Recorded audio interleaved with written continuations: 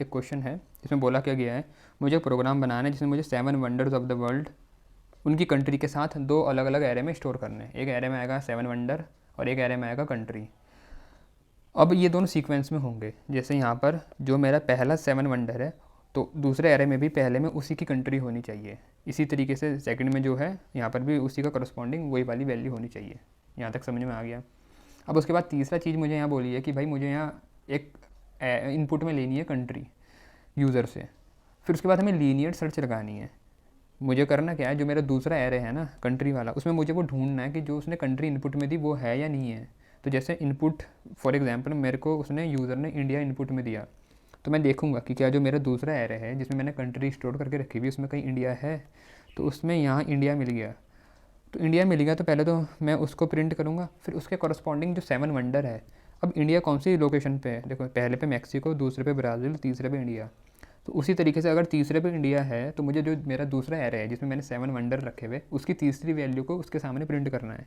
तो तीसरी वैल्यू कौन है, ताजमहल, तो इंडिया के सामने प्रिंट कर दूंगा ताजमहल। इस तरीके से मुझे करना है। और अगर ऐसा होता है कि उसने जो कंट्री इनपुट में दी वो इस एरे में नहीं है, कंट्री वाले एरे में नहीं है, तो फिर मुझे हमें प्रिंट करना है सॉरी नॉट फाउंड। तो ये तो है हमें क्वेश्चन में करना क्या है। अब इसमें हम लॉजिक कैसे लगाएंगे, प्रोग्राम कैसे बनेगा वो समझ लेते हैं। तो स्कैनर क्लास को पहले सबसे पहले इंपोर्ट कर लेना। एक क्लास बना रखी है मेन मेथड के अंदर, स्कैनर का ऑब्जेक्ट बनाया है, इनपुट लेने के लिए मदद करेगा।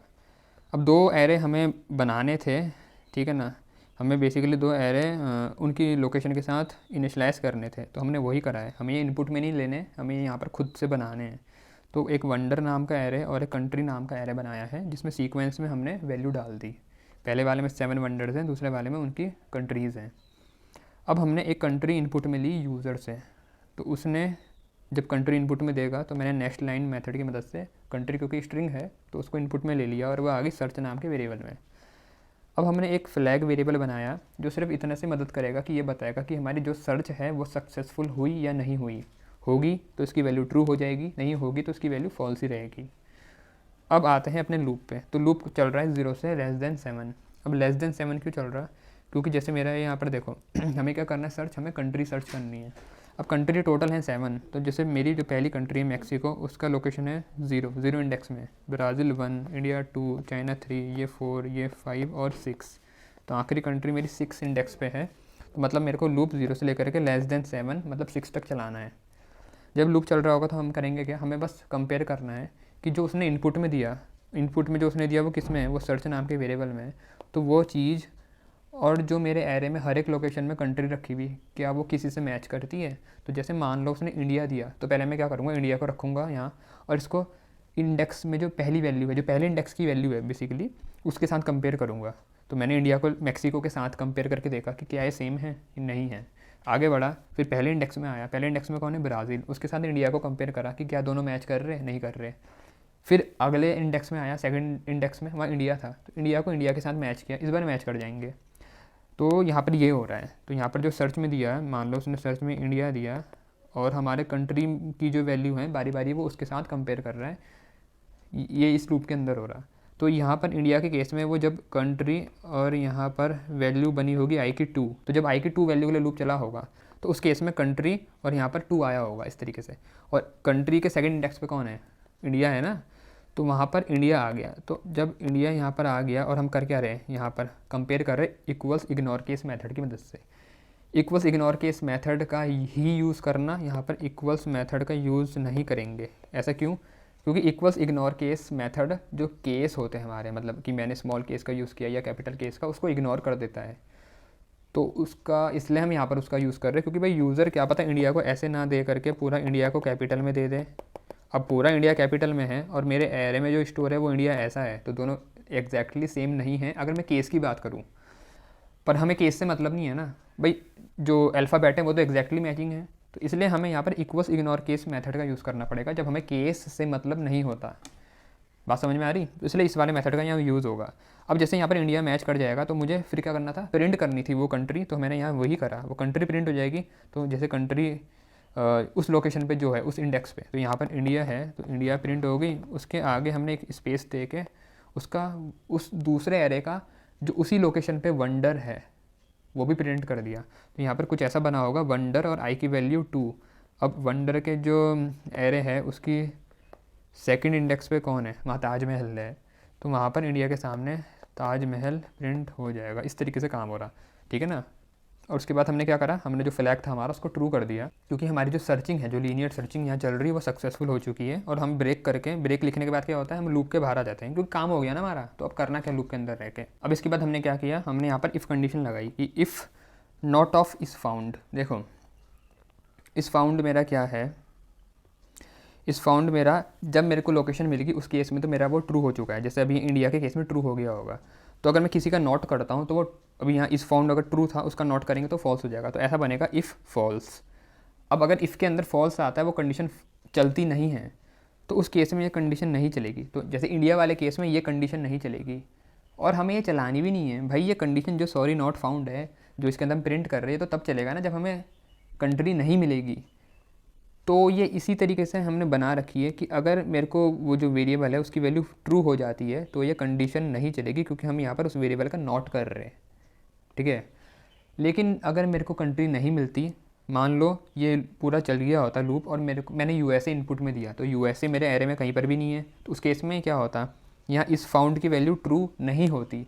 इसकी वैल्यू अगर ट्रू नहीं होती तो इसकी ओरिजिनल वैल्यू क्या थी, इसकी ओरिजिनल वैल्यू फॉल्स थी, तो वो फॉल्स की फॉल्स रहती। अब अगर मैं, क्योंकि यहाँ पर हम क्या कर रहे हैं, नॉट ऑफ इज़ फाउंड, तो वैल्यू इसकी फॉल्स थी, अब मैं उसका नॉट कर रहा, मतलब मैं उसका उल्टा कर रहा हूँ, तो वो क्या होगी, true.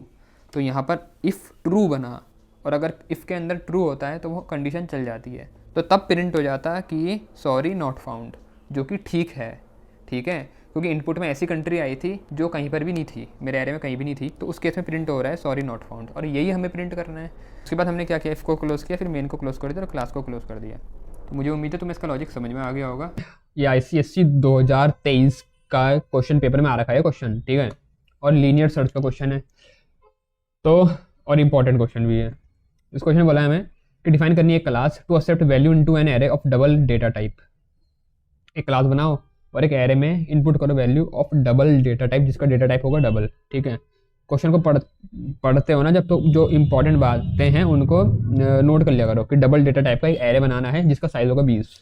Accept double value from user and search in the array. फिर एक यूजर से इनपुट लेनी है वैल्यू और उसे एरे में सर्च करके देखना है लीनियर सर्च की मदद से, ठीक है। अगर वैल्यू मिलती है तो डिस्प्ले कर देना कि मिल गई, मतलब फाउंड विद इट्स पोजीशन, मतलब इंडेक्स भी बताना है कि कहाँ मिली, बहुत बढ़िया, where it is present, otherwise display message not found. तो ये क्वेश्चन था 15 मार्क्स का, अच्छा क्वेश्चन है। तो देखते हैं इसका सोल्यूशन क्या होगा, ठीक है। तो साथ साथ सोल्यूशन करवाऊंगा, वहीं समझाते हुए चलूंगा तुम्हें लीनियर सर्च को भी, ठीक है। वैसे मैंने इस पर वीडियो बना रखी लीनियर सर्च पे, तो तुम एरे वाले में ही है वो, या मैं उसे आई बटन पे लगा दूंगा, मतलब मैंने प्ले लिस्ट बना रखी है सर्चिंग सॉर्टिंग की, तुम जाके देख लेना, ठीक है। हर चैप्टर की प्ले लिस्ट बना रखी है मैंने। तो चलो इसका प्रोग्राम बनाते हैं। यहाँ मैंने भाई स्कैनर को इंपोर्ट कर रखा है हमेशा की तरह, एक क्लास बना रखी है, मेन मेथड के अंदर स्कैनर का ऑब्जेक्ट बना रखा है।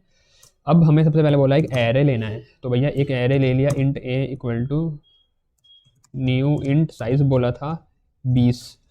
अभी यहाँ पर एक गलती मैंने ये करी, डबल टाइप का बोला था तो मैंने इंटीजर टाइप का ले लिया। देखो ये गलती ना कई बार बच्चे करते, पिछले साल भी हुआ था, कई बच्चों ने एरे वन डबल या किसी और टाइप का बोला रहते थे, वो हमें क्योंकि ज़्यादातर आदत है हम इंट वाले ही बनाते हैं, तो हम गलती कर देते हैं, हम इंट वाला ही हर जगह एरे बना के बैठ जाते हैं, भले ही कहीं पर कुछ और एरे बोला हो, शायद कैरेक्टर एरे ऐसा कुछ था, वहाँ भी उन्होंने इंट बना दिया था। तो भैया इस चीज़ का ध्यान रखना, वरना शुरुआत में तुम अपना ला ला ला ला ला, ला करवा लोगे, ठीक है। तो डबल टाइप का एरे बनाएंगे, double a equal to new double 20 element बोला था, देख लेते हैं। Define class to accept value into an array of double data type of size 20, बहुत बढ़िया। बोला था accept double value from the user, एक वैल्यू भी लेनी पड़ेगी जो हमें सर्च करनी है, ठीक है। पर अभी हमने जो एरे बनाया है, अभी ये एरे में कुछ वैल्यू, अभी एरे में हमने इनपुट करवाया, एलिमेंट नहीं करवाया ना, तो अभी पहले हमें इनपुट करवाने, क्योंकि पहले हमें क्या बोला था, define a class to accept value into an array. तो अभी तो हमने सिर्फ एरे को डिक्लेयर किया है, वैल्यू तो ली नहीं, तो वैल्यू लेने के लिए लिख देंगे system dot out dot print Elon enter the values in the array, enter the values in the array, ठीक है। जब ये लिखा हमने तो ये हमें आउटपुट में दिखेगा, ठीक है ना। आउटपुट में जब ये दिखेगा तो हमारा यूज़र अब वैल्यू देगा, हमें लेनी पड़ेंगी। तो जब वो वैल्यू देगा हम कैसे लेंगे, हम फॉर लूप लगा के लेंगे, क्योंकि वैल्यू जब भी हमें इनपुट में लेनी होती है एरे में, मैंने बता रखा है फॉर लूप लगता है। और कैसा एरे है, सिंगल डायमेंशन या डबल डायमेंशन, सिंगल, तो जितने डायमेंशन का एरे होगा उतने लूप लगेंगे, सिंगल डायमेंशन तो एक लूप, 2D होता तो 2 लूप, ठीक है।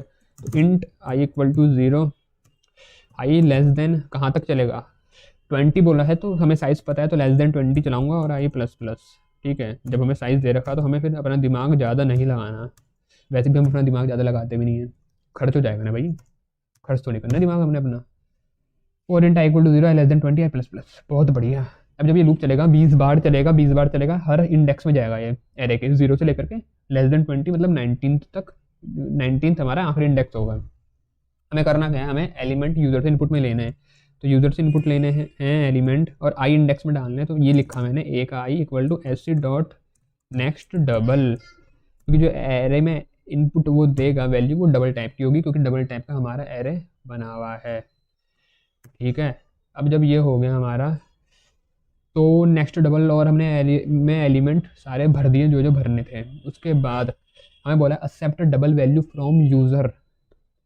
अब जो वैल्यू हमें सर्च करनी है वो उससे इनपुट में लेनी है, तो एक लाइन लिख देंगे system dot out dot print L N, अपनी खानदानी लाइन, प्रिंट एल एन क्या है भाई, enter the value which you want to search, ठीक है ना, enter the value which you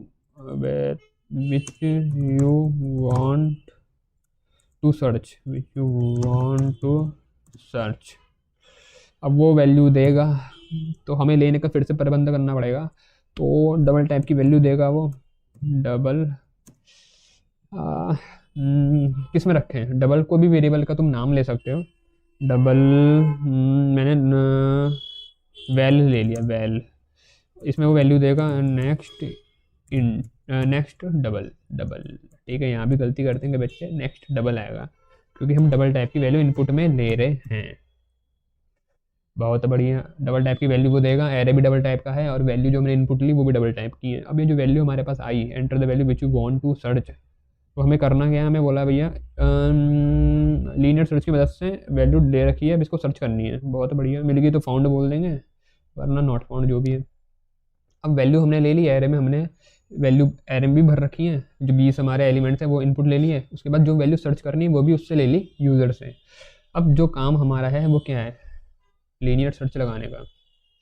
देखो लीनियर सर्च में हमें क्या बोला है, जब हम लीनियर सर्च लगाएंगे, जैसे मेरे पे ये एरे है, मान लो एक एरे है यहाँ पर, अगर तुम्हें समझाऊँ मैं, ये हो गया, ठीक है, ये एरे है मेरा, तो यहाँ पर मान लो 10 है, यहाँ पर 20 है, यहाँ पर 30 है और यहाँ पर 40 है, और मेरे को जो एलिमेंट सर्च करना है, मतलब VAL में उसने वैल्यू दी 30, मेरे को 30 सर्च करना है, और मैं एरे में यहाँ से एंड तक चेक करूँगा। जब मैं एंड तक जाऊँगा एरे में, तो मैं करूँगा क्या, मैं हर एलिमेंट को अपनी इस वैल्यू से कंपेयर करके देखूँगा कि क्या वो मेरी वैल्यू एलिमेंट की वैल्यू से मैच करती है।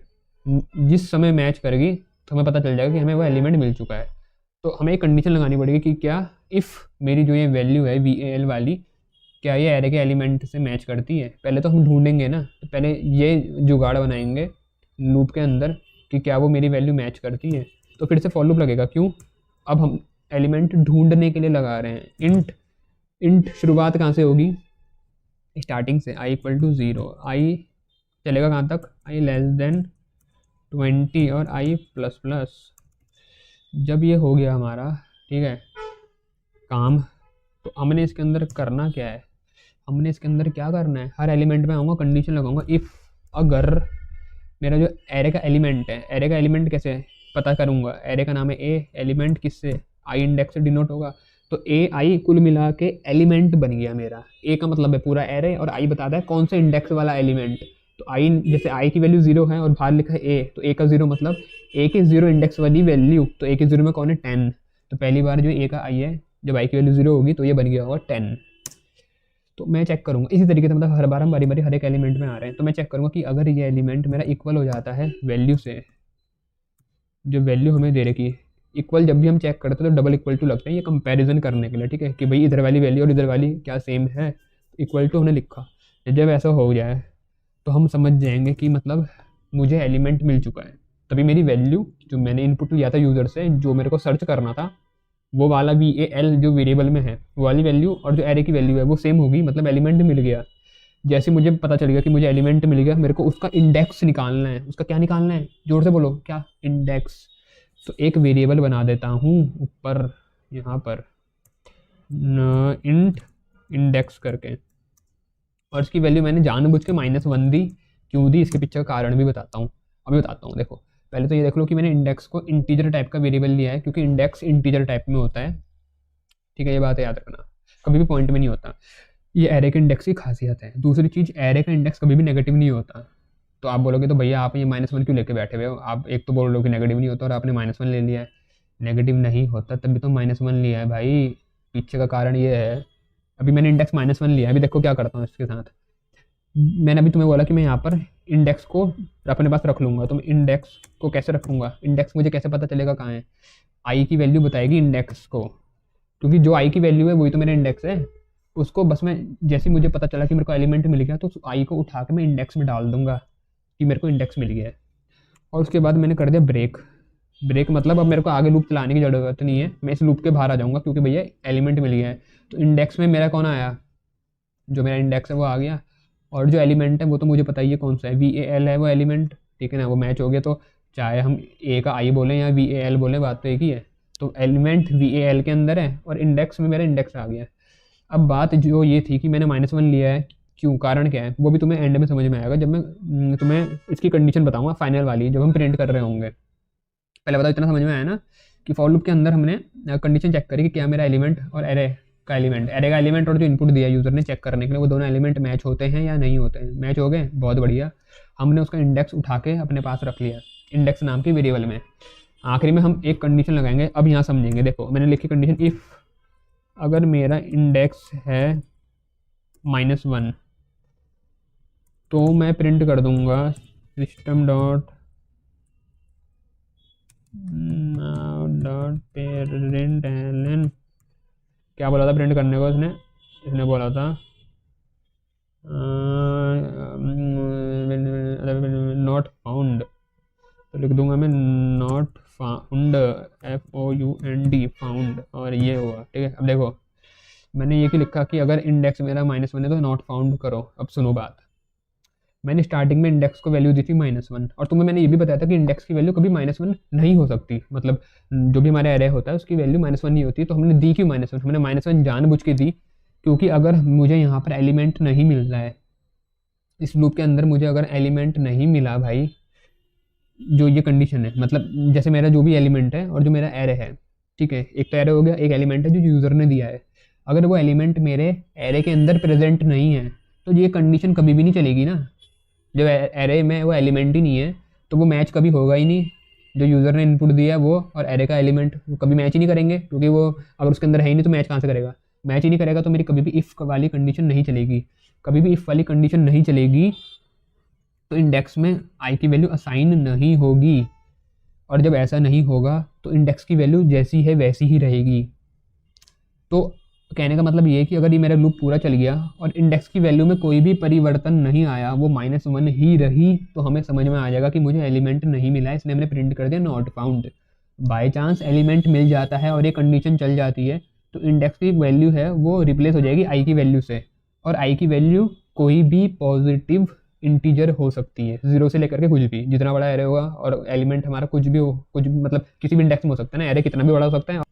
पर यहाँ पर जैसे फिलहाल हमारा 20 साइज का है एरे, तो मतलब 0 से लेकर के 20 के बीच में कुछ भी हमारा आई की वैल्यू हो सकती है, कुछ भी हो सकती है। तो इसलिए हमने इंडेक्स को जानबूझ के -1 लिया, हमने कोई पॉजिटिव नंबर नहीं लिया, ताकि कोई प्रोग्राम में कोई मतलब मिस्टेक ना हो, ठीक है ना। इसलिए हमने -1 लिया, क्योंकि नेगेटिव वो हो ही नहीं सकता है हर हाल में हमारा इंडेक्स। तो यहाँ पर जब आई की वैल्यू उसमें असाइन हो जाएगी, जब ये कंडीशन ट्रू हो जाएगी, तो ऑटोमेटिकली कोई भी पॉजिटिव नंबर जो भी हो सकता है 0 से लेकर के 20 तक, अगर एलिमेंट मिलता है कहीं भी, तो वो ऑटोमेटिकली इंडेक्स में आ जाएगी। तो वो अगर वैल्यू इंडेक्स में आएगी तो कभी भी ये नीचे वाली वैल्यू कंडीशन नहीं चलेगी ना। फिर जब अगर मेरी इंडेक्स में कोई भी ऐसी वैल्यू आ गई है, जब एलिमेंट मिला है, तो कैसी वैल्यू आई होगी? 0 से लेकर के 20 तक कुछ भी वैल्यू, जहाँ पर एलिमेंट मिला है वो वाला इंडेक्स की वैल्यू इंडेक्स वाले वेरिएबल में आ गई होगी। तो जब उसमें वो वैल्यू आ गई, तो अब नीचे जब यहाँ चेक होगा कि क्या इंडेक्स -1 है, तो ऐसा तो हो ही नहीं सकता ना फिर, क्योंकि अगर इंडेक्स में वैल्यू आई की आई है तो आई तो 0 से शुरू हो रहा है, तो माइनस वाली वैल्यू आने का तो सवाल ही नहीं उठता। तो ये वैल्यू सिर्फ तब आएगी जब हमारा एलिमेंट नहीं होगा, ठीक है। तो इसलिए इफ़ और अगले में लिखूंगा मैं एल्स। एल्स तभी चलेगा जब ऊपर वाली कंडीशन नहीं चलेगी, और ऊपर वाली कंडीशन कब नहीं चलेगी, जब एलिमेंट होगा।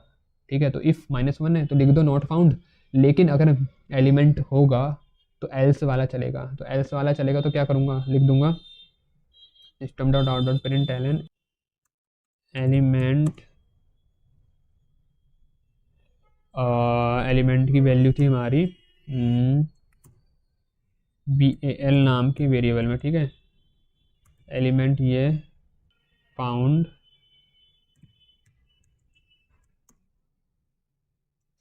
एट पोजीशन, कौन सी पोजीशन, वो इंडेक्स नाम के वेरिएबल में है। ठीक है, तो ये हो गया हमारा प्रोग्राम, एक बार चला करके देख ले। तो पूरा enter the value in the array, तो वैल्यू दे देते हैं 1.5 दे दी मैंने। पूरा enter the value which you want to search, तो मैं 45.87 दे देता हूँ, 45.87। तो एलिमेंट 45.87 फाउंड एट पोजीशन 8। तो एक बार देख लेते हैं 0 1 2 3 4 5 6 7 8। हाँ तो ठीक है, ठीक है, तो जो इंडेक्स है वो भी हमारा प्रिंट हो जा रहा है। तो इस तरीके से हमने अपना प्रोग्राम बनाना है। तो क्वेश्चन बोला है write a program to accept the name of 10 cities in a single dimensional array, string array. देखो एक एरे बनाना पड़ेगा स्ट्रिंग टाइप का, सिंगल डायमेंशनल, और उसमें सिटी का नाम स्टोर करना है, पहली चीज़। फिर दूसरा बोला है एक और सिंगल डायमेंशनल इंटीजर एरे बनाना है। पहला स्ट्रिंग एरे बनाना था, अगला वाला इंटीजर एरे बनाना है। उसमें क्या स्टोर करना है, उनके STD number, STD code store करने हैं। तो मतलब इतना हमें समझ में आ रहा है। जैसे पहला मेरा एरे होगा, तो मैं यहाँ स्क्रीन में समझाते हुए भी चलता हूँ। जैसे यहाँ पर देखते हुए चलना भाई।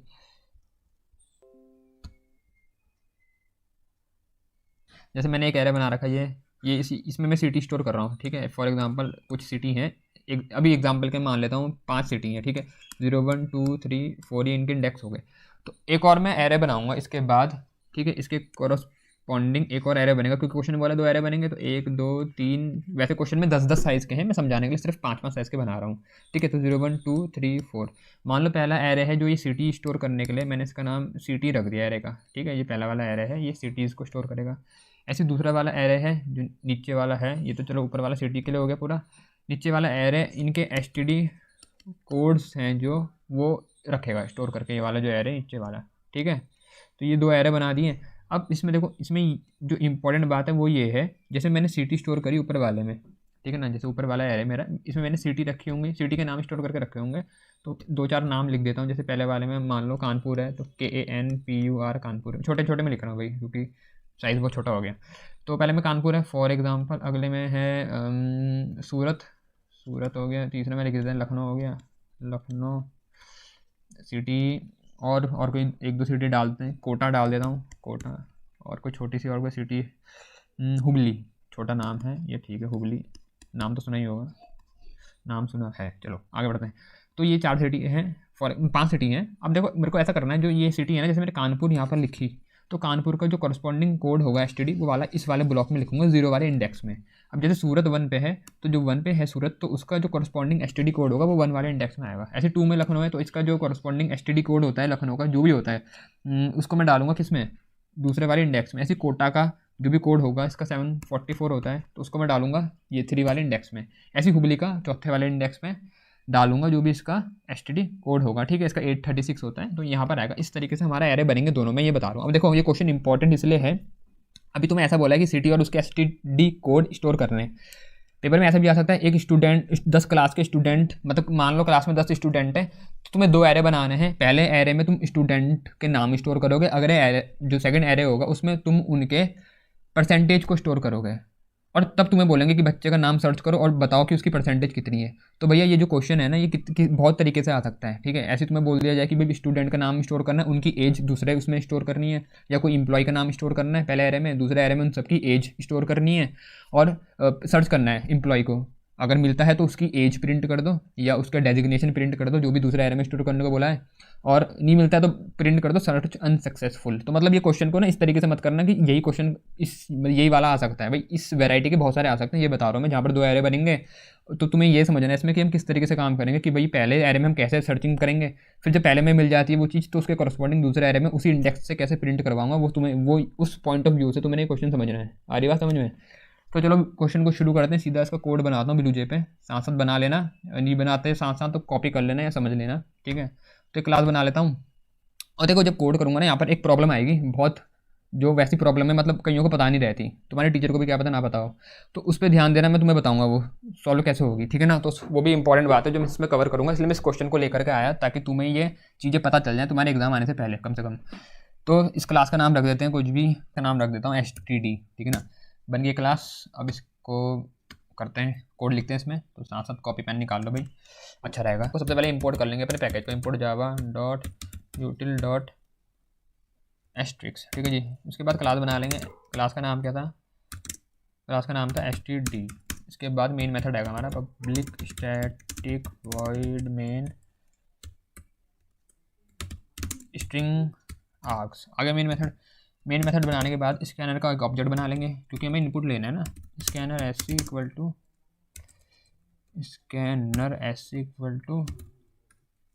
न्यू स्कैनर, फिर सिस्टम डॉट इन, बन गया ऑब्जेक्ट SC नाम का स्कैनर का। सबसे पहले क्वेश्चन में बोला है क्या करना है भाई, write program to accept the name of 10 cities in a single dimensional string array. एक स्ट्रिंग एरे बनाना है और 10 सिटी का नाम हमें इनपुट में लेना है, ठीक है। तो 10 सिटी का नाम इनपुट में लेना है, स्ट्रिंग एरे बनाना है तो स्ट्रिंग एरे बना लेते हैं। स्ट्रिंग सिटी का नाम लेना है तो सिटी नाम का एरे बना दिया, ठीक है। सिटीज़ कर देते हैं नाम, सिटीज़ इक्वल टू कितना साइज़ का बनाना है, 10 साइज़ का, तो न्यू स्ट्रिंग 10 साइज़ का एक एरे बन गया है, ठीक है। यहाँ पर कमेंट भी लिख दिया करो भाई, कमेंट मार दिया करो, अच्छा रहता है, ठीक है। तो कमेंट करके लिख देना एरे फॉर स्टोरिंग 10 सिटीज़, ठीक है। ये हो गया।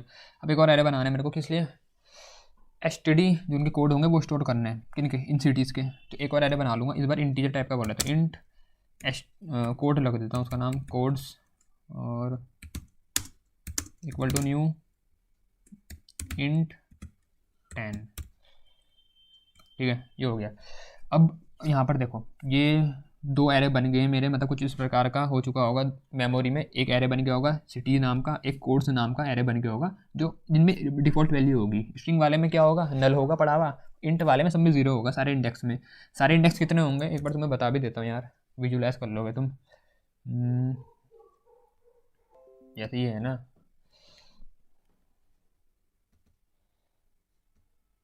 दो एरे बन गए होंगे मेरे कुछ इस प्रकार का। एक एरे होगा, एक एरे मान लो ये है, एक एरे ये है। जो स्ट्रिंग वाला है हर एक में नल होगी वैल्यू, ठीक है। इसका इंडेक्स 0 से लेकर के 9 तक होगा। ये स्ट्रिंग वाला है, इसका नाम क्या है, सिटीज़। अगला वाला भी ऐसी है, इसका साइज़ भी कितना है, 10 है, तो 0 से लेकर के इसके इंडेक्स भी 9 होंगे, क्योंकि आखिरी इंडेक्स साइज से 1 नंबर कम होता है। और जो इंटीजर वाला है इसका नाम क्या है, कोड्स। इसमें सारे कोड स्टोर करूँगा मैं, ठीक है। इसमें 0 0 भरा पड़ा होगा, इसमें नल होगा भरा हुआ, क्योंकि डिफ़ॉल्ट वैल्यू भरी रहती है। तो तुमको आज तक अगर तुमने मेरी वीडियो देखी है तो पता चल गया होगा ना, जब भी कोई बनाते हैं भाई एरे वेरे तो डिफ़ॉल्ट वैल्यू बनती है उनके, अगर न्यू कीवर्ड की मदद से बनाया है। तो इसमें नल पड़ा हुआ है, इसमें 0 पड़ा है। अब मेरे को नल वाले की जो ये इंडेक्स में नल भरा हुआ है, इसमें मेरे को क्या डालना है, सिटी डालनी है। और जिसमें 0 भरे पड़े हैं इसमें मेरे को उनके कोड डालने हैं। तो मतलब मेरे को यूज़र से इनपुट लेना है और दोनों एरे भरने हैं। तो आ जाते हैं अपने प्रोग्राम पर। तो यूज़र से इनपुट लेना है। अब देखो फिलहाल अभी सिर्फ 2 एरे बन चुके हैं हमारे, ठीक है। ये वाला एरे किसका था, एरे कमेंट डाल देना है, array for storing STD codes of corresponding cities, ठीक है। मतलब ऐसा नहीं, जैसे पहले इंडेक्स में जो सिटी होगी तो उसका कॉरस्पॉन्डिंग कोड पहले इंडेक्स वाले इसमें डालेंगे, कोड वाले एरे में, ठीक है। इस वाली सिटी का इस वाले में, वैसी सेकंड वाली का सेकंड वाले में। बात समझ में आ रही। तो ये तो था हमारा, सिर्फ हमने बनाया है एरे। अब वैल्यू लेनी है यूज़र से, तो वैल्यू यूज़र से लेनी है, हमें दोनों एरे भरने हैं। तो उसके लिए हमें लूप लगाना पड़ेगा फॉर, कितना बड़ा एरे है 10 साइज़ का, तो इंट स्टार्टिंग होगी 0 से, पहले इंडेक्स 0 है ना, अरे नहीं है क्या, देखो यार 0 है पहला, और आखिरी वाला 9, ठीक है जी। तो int i equal to 0, i less than 10, क्योंकि लेस देन 10 मतलब 9 तक चलेगा, और आई प्लस प्लस। तो स्टार्टिंग से एंड तक मैं एरे कवर कर लूँगा अपने। अब मेरे को दोनों एरे कवर करने हैं, मतलब दोनों एरे में वैल्यू डलवानी है यूज़र से। तो पहले उस वाले में डलवा देते हैं, सिटी वाले में। तो लाइन लिख दूंगा, enter the city, system dot out dot println, क्या लिखना है, एंटर सिटी नेम, ठीक है। एंटर सिटी, खाली एंटर सिटी लिख लेते हैं, एंटर सिटी नेम लिख दो यार, लिख दिया। उसके बाद सिटी का नाम डालेगा यूज़र, तो हमें डलवाने की व्यवस्था करवानी पड़ेगी ना भाई। अब किस में डलवाना है, सिटी मेरे को जो डलवानी है वो सिटीज़ नाम के एरे में डलवानी है। अच्छा, लेकिन पहली बार जो सिटी डालेगा वो पहले इंडेक्स में, मतलब 0 इंडेक्स में डालनी है, अगली बार 1 वाले में, अगली बार 2 वाले में। तो मैं इसलिए ऐसा लिखूँगा सिटीज़ का I equal to SC dot next, next क्या, नेक्स्ट लाइन, स्ट्रिंग है, स्ट्रिंग, ठीक है जी। देखो सिटीज़ आई लिखा है, आई की वैल्यू एक बार होगी 0, क्योंकि जब लूप चल रहा है आई 0 से स्टार्ट हो रहा ना, यहाँ ध्यान दो 0 से स्टार्ट हो रहा, तो 0 से स्टार्ट हो रहा तो पहली बार आई अंदर जो है 0 आया होगा। सिटीज़ का 0 मतलब सिटीज़ के 0 इंडेक्स में वैल्यू डालो, तो 0 इंडेक्स मतलब इस वाले में, ये पहले वाले में वैल्यू डल जाएगी जो भी यूज़र देगा। उसने लखनऊ दे दिया मान लो एग्जाम्पल के लिए, तो लखनऊ घुस गया 0 इंडेक्स में। फिर से लूप आगे बढ़ेगा, अगली बार फिर से लिखा आएगा एंटर सिटी नेम, इस बार आई की वैल्यू क्योंकि बढ़ गई होगी, क्योंकि लूप में बढ़ती जाती है वैल्यू, तो अब 1 हो चुकी होगी, तो यहाँ पर आ जाएगा सिटी का 1, मतलब सिटी के 1 इंडेक्स में डालो। अब सिटी के 1 इंडेक्स में मान लो उसने जयपुर दे दिया, तो 1 इंडेक्स में आ जाएगा जयपुर, मतलब काम बढ़िया चल रहा है। ऐसे ही मेरा पूरा एरे बढ़ जाएगा ऊपर वाला। लेकिन देखो मेरे को जैसी ऊपर वाले एरे में वैल्यू आ रही है ना, साथ ही साथ नीचे वाले एरे में उसका STD कोड भी कॉरस्पॉन्डिंग साथ ही साथ डलवाना है, तो वो भी इसी एरे इसी लूप के अंदर कर दूंगा। एक और लाइन लिख देंगे, system dot out dot println enter city enter STD code, enter STD code, ठीक है, ये लाइन लिख दी। तो जैसे ही वो सिटी का नाम देगा उसके बाद फिर हमारा प्रोग्राम उससे वो भी मांगेगा STD कोड, ताकि साथ साथ हम पहले एरे में भर देंगे उसका नाम, अगले में उसका STD कोड। अब अगले वाले में भरना है STD कोड, तो अगले वाले का नाम क्या था, कोड्स, ठीक है, कोड्स नाम था, उसके भी आई इंडेक्स में भरूंगा, आई, ठीक है ना, आ रही है ना बात समझ में, equal to SC dot next, next क्या, इंट भाई, लाइन मत लिख देना फिर से, इंट है, इंटीजर है इस बार, कोर्स नाम का, तो ये ध्यान रखा करो तुम। अब देखो तो जैसे हमने ये लिखा हो क्या रहा होगा, पहली बार जब लूप चलेगा आई की वैल्यू 0 है, तो मैंने तुम्हें बताया पहली बार अगर मैंने लखनऊ दिया तो सिटी के आई मतलब 0 इंडेक्स में आ गए लखनऊ। फिर उसके बाद लाइन लिखी हुई आएगी कि एंटर STD कोड, तो उसके बाद कोड के आई, कोड के 0 वाले में जो भी वो STD कोड देगा जो भी लखनऊ का होता है, मान लो 1 2 3 है फॉर एग्जाम्पल, तो 1 2 3 आ जाएगा उसके 0 वाले में। तो कुछ इस प्रकार का मेरा एरे बनेगा। देखो ध्यान से सुनना भाई, अगर तुम्हें समझ में आ गया ना तो तुम्हारे 15 मार्क्स तो पक्का हैं, अगर पेपर में आता है इससे रिलेटेड क्वेश्चन, और तुमने नहीं सुना तो फिर तुम्हारे 15 मार्क्स टीचर के लिए पक्का है लेने। देखो मान लो ये है एरे 0 1, अरे ऐसे ये 9 तक है इसका, और 0 ये आखिरी इंडेक्स है इसका 9 तक, ठीक है। पहले मैं लखनऊ था, लखनऊ या छोटा सा ले लेता हूँ, क्या नाम लूँ, कोटा ले लेता हूँ, कोटा। तो कोटा जैसे यहाँ पर आगे 0 इंडेक्स में, ये ऊपर वाला मेरा सिटी वाला एरे है, ठीक है, नीचे वाला कोड्स वाला एरे है, तो उसमें कोटा आ गया। तो पहली लाइन लिखी आएगी कि एंटर सिटी नेम दे दिया कोटा, फिर लिखा आएगा एंटर STD कोड, तो मैंने 1 2 3 है मान लो कोटा का, तो 1 2 3 यहाँ पर आ जाएगा, ठीक है। ऐसे यहाँ पर लखनऊ आया तो लखनऊ का STD कोड यहाँ आ जाएगा, फिर यहाँ पर जयपुर है तो जयपुर का STD कोड इसके तीसरे इंडेक्स में, मतलब बिल्कुल बढ़िया काम चलेगा। जो इंडेक्स में सिटी आ रही है उसी के कॉरस्पॉन्डिंग उसी इंडेक्स में अगले एरे के उसका STD कोड आ जाएगा। ये कहने का मतलब है, यहाँ तक ये काम हो रहा है, तुम्हारे खोपड़ी में घुस रहा है तो कमेंट कर देना कि खोपड़ी में घुस गया। आगे बढ़ते हैं। देखो यहाँ तक तो हमारा काम क्या हुआ, एरे में मैंने भर दिया STD कोड और सिटी का नाम।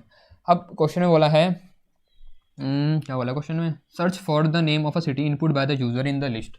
अब उसके बाद यूज़र को जो सिटी सर्च करनी है वो देगा, तो उसके लिए एक वेरिएबल बना लेता हूँ, ऊपर बना लेता हूँ यहीं पर सिटी का नाम सर्च करना है तो उसके लिए वेरिएबल बनाना पड़ेगा, और वो स्ट्रिंग टाइप का होगा ना, भी सिटी स्ट्रिंग टाइप की होती है, तो स्ट्रिंग क्या लेना, सर्च ही ले लेता हूँ, जो वर्ड सर्च करना है वो सर्च नाम के वेरिएबल में डाल देता हूँ, ठीक है। सर्च नाम का वेरिएबल बना दिया यहाँ पर।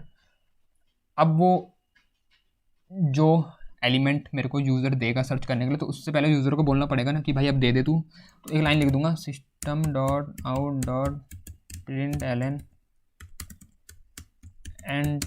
Enter the city which you want to search, ठीक है। तो ये लिखा आएगा enter the city which you want to search, and उसके बाद हमें क्या करना है, हमें वो फिर उससे लेना है यूज़र से वो जो इनपुट देगा हमें, ठीक है ना। पहला लाइन लिखा है कि enter the city which you want to search, फिर वो एंटर करके देगा ना मैं नाम, तो वो मेरे को सर्च नाम के वेरिएबल में स्टोर करना है, तो मैंने बना रखा है सर्च नाम का वेरिएबल, उसमें स्टोर कर दूंगा। स्टोर कैसे करते हैं, SC डॉट नेक्स्ट, सिटी का नाम कैसा होगा, स्ट्रिंग टाइप का होगा, तो नेक्स्ट लाइन। समझ में आ रहा ना तुम्हारे यहाँ तक, ठीक है। तो भाई उसने दे दिया हमें, हमने ले लिया वो सर्च नाम के वेरिएबल में। अब क्वेश्चन में आगे बोला है, क्या बोला है, if found display search successful, अगर ये मिल जाता है नाम तो सर्च सक्सेसफुल लिख के आ जाए, और उसके बाद नाम प्रिंट कर दो सिटी का उसके STD कोड के साथ, और नहीं मिलता तो सर्च अनसक्सेसफुल प्रिंट कर दो। तो देखो अब हमें क्या करना है, हमें सर्च करना है ये नाम अपने किस एरे में। देखो पहले मेरे को बताओ मेरी सिटी कौन से एरे में स्टोर है, सिटी नाम के एरे में, मतलब मेरे को सिटी नाम के एरे में शुरुआत से अंत तक जाना पड़ेगा हर इंडेक्स में, और देखना पड़ेगा कि ये सर्च वाला एलिमेंट क्या कहीं पर है मौजूद या नहीं है। तो शुरुआत से एंड तक कवर करना है अगर एरे मुझे, तो लूप लगाना पड़ेगा, ये तो आपको पता है ना। कभी भी एरे को कवर करते हैं या उसमें चेक करते हैं चीज़ों को तो हमें लूप लगाना पड़ता है। तो फिर से एक लूप लगेगा, फॉर लूप लगाया कहाँ से, शुरुआत से अंत तक।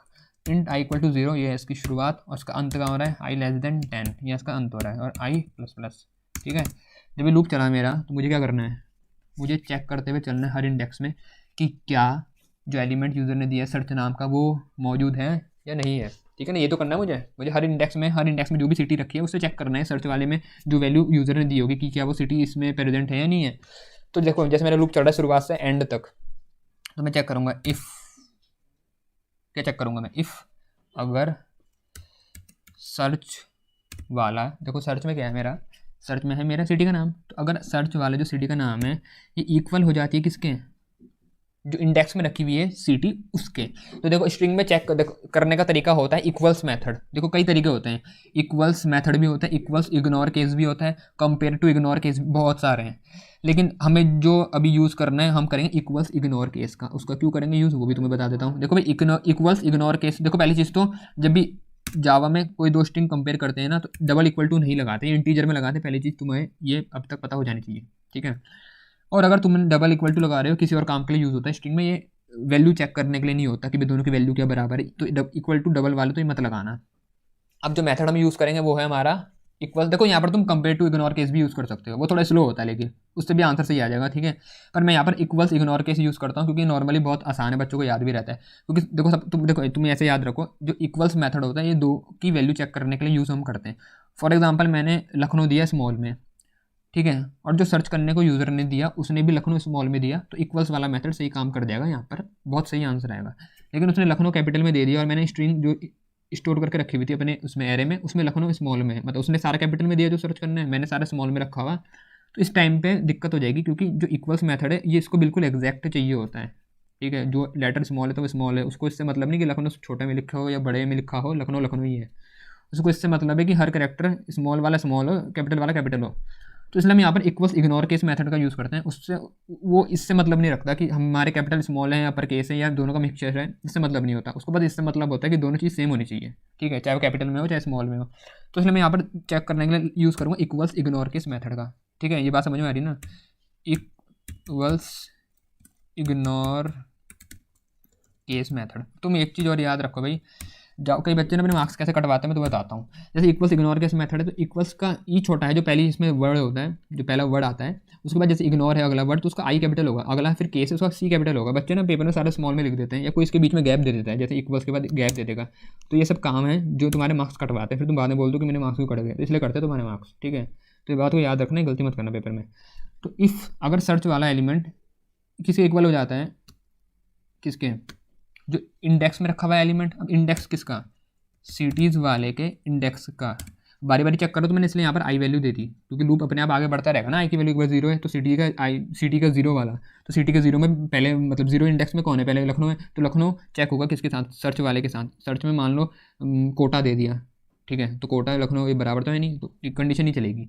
फिर सिटी की, फिर लूप आगे बढ़ेगा, लूप आगे बढ़े तो आई की वैल्यू अभी 0 थी फिर 1 हो जाएगी, 1 हो जाएगी तो सिटी के 1 पे जो है उसको चेक करेगा, तो सिटी के 1 पे मान लो कोटा रखा हुआ है तो कोटा चेक होगा सर्च वाले के साथ, सर्च में भी कोटा है तो ये कोटा और वो कोटा दोनों इक्वल हो गए। तो जब कोटा हो गए इक्वल, मतलब ये वाला कोटा और सिटी के अंदर वाला कोटा ये दोनों सेम है, दोनों सिटी सेम है, तो तब हमारी कंडीशन चलेगी, ठीक है।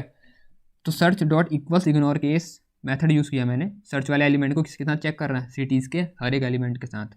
तो जैसे जिस एलिमेंट के साथ उसकी मैचिंग हो जाएगी तो हम क्या करेंगे, हम प्रिंट कर देंगे search successful system dot out dot print ln. देखो उसको करने के ना कई तरीके होते हैं, कई लोग ऐसा करते हैं कि भाई यहाँ पर इस वैल्यू को स्टोर कर देते हैं, प्रिंट नहीं करवाते हैं, बहुत सारे तरीके इस प्रोग्राम को करने के। तो ऐसा नहीं कि मैं इस तरीके से करा रहा हूँ ऐसे करना है या कोई दूसरा तरीका किसी ने कराया तो मेरा वाला गलत हो गया, ऐसा नहीं है। पहली चीज़ तो ये यहाँ पर कई लोग ऐसा करते हैं कि इस वैल्यू को किसी और में स्टोर करेंगे, काउंटर नाम का वेरिएबल बना देते हैं या कुछ और उसकी वैल्यू को चेंज कर देते हैं, ऐसा भी हम कर सकते हैं, ठीक है। मैं भी उस तरीके से करूँगा। और एक और तरीका है जैसे मैं अभी यहाँ पर कर रहा हूँ, मैंने यहीं पर प्रिंट करवा रहा। कई लोग ऐसा करते हैं कि इसको प्रिंट नहीं करवाते, वैल्यू को स्टोर कर लेंगे किसी और वेरिएबल में फिर बाद में उसे प्रिंट करवाते हैं। तो बहुत सारे तरीके करने के, मतलब ऐसा नहीं है कि तुम प्रोग्राम को एक ही तरीके से कर सकते हो, कई तरीके से कर सकते हो, ठीक है, बस तरीका सही होना चाहिए। तो भाई क्या प्रिंट करना है, सर्च सक्सेसफुल, सर्च प्रिंट हो गया सर्च सक्सेसफुल। उसके बाद मुझको प्रिंट करना था सिटी का नाम, तो अब क्या प्रिंट करूँगा, सिटी का नाम ना। तो यहाँ एक चीज़ देखो जरा, सिटी का नाम मुझे कैसे पता कौन सी सिटी है, मेरी सिटी किस में स्टोर है। अब देखो मेरी सिटी किस में स्टोर है, सर्च नाम की वेरिएबल में ना, देखो सर्च, और अब देखो दोनों जगह स्टोर है। मैं या तो सिटी का आई वाली वैल्यू प्रिंट करवा दूँ, एक ही बात है, या सर्च वाले वेरिएबल को प्रिंट करवा दूँ, एक ही बात है, क्योंकि जब ये दोनों सेम हुए तभी तो मेरी ये कंडीशन चल रही है ना। जब सर्च वाला और सिटी वाला जो एलिमेंट है सिटी का आई इंडेक्स वाला वो सेम हो गया तभी तो कंडीशन मेरी चल रही इफ वाली। तो इफ वाली चल रही, तो इस जो हमें क्वेश्चन में बोला था कि सर्च सक्सेसफुल प्रिंट करने के बाद सिटी का नाम प्रिंट कर देना, तो सिटी का नाम सर्च वाले वेरिएबल में भी है और सिटी के आई वाले इंडेक्स में जो है वैल्यू उसमें भी है। तो या तो तुम सिटीज़ का आई लिख के प्रिंट कर दो या सर्च लिख दो प्रिंट एलन के अंदर, एक ही बात है। तो मैं प्रिंट कर दूंगा, तो मैं लिखूंगा सिटी नेम इक्वल टू, अब या तो मैं ऐसे लिख दूँ प्लस सर्च, इससे भी ठीक रहेगा आउटपुट, या फिर मैं यहाँ पर कर दूँ सिटीज़ का आई, एक ही बात है। तो मैं यहाँ पर सर्च को ही प्रिंट कर देता हूँ, ठीक है। चलो उसी को प्रिंट कर लेते हैं, क्योंकि देखो सर्च वाले में हाँ एक ये दिक्कत हो सकती है, अगर उसने स्मॉल केस में दिया है, मैंने अपर केस में स्टोर कर रखा अपने एरे में, तो वो स्मॉल में दिखाएगा, क्योंकि सर्च वाले में जैसा यूज़र ने दिया होगा वैसा दिखाएगा। तो मैं चाहता हूँ कि जैसा मैंने स्टोर करा है वैसा ही प्रिंट हो, तो सिटी वाले को लिख लो, ठीक है। वैसे फ़र्क कुछ नहीं पड़ता है, मैं ये बता रहा हूँ, मतलब फ़र्क कुछ नहीं पड़ता, तुम चाहे सर्च वाले को प्रिंट कर लो, सिटी का नाम सेम आएगा, बस ये अंतर हो सकता है कि उसने लोअर केस में दिया तो लोअर केस में दिखेगा, तुमने अपर केस में दिखा स्टोर किया था तो वो वाला नहीं दिखेगा, क्योंकि हम सर्च वाले को प्रिंट कर रहे थे, तो उससे फ़र्क नहीं पड़ता, बात दोनों में सेम है, दोनों में वैल्यू सेम रहेगी, ठीक है। तो मैं सिटीज़ के आई को ही प्रिंट कर देता हूँ। चलो ये हो गया। अब देखो एक और बहुत इंपॉर्टेंट बात बतानी, मैंने जब वो प्रोग्राम चलेगा तब बताऊंगा, तब दिखेगी हमें कि भाई कहाँ दिक्कत आ रही है। तो वो कई चीज़ें लोग स्किप कर देते हैं, पर मैं नहीं करूँगा।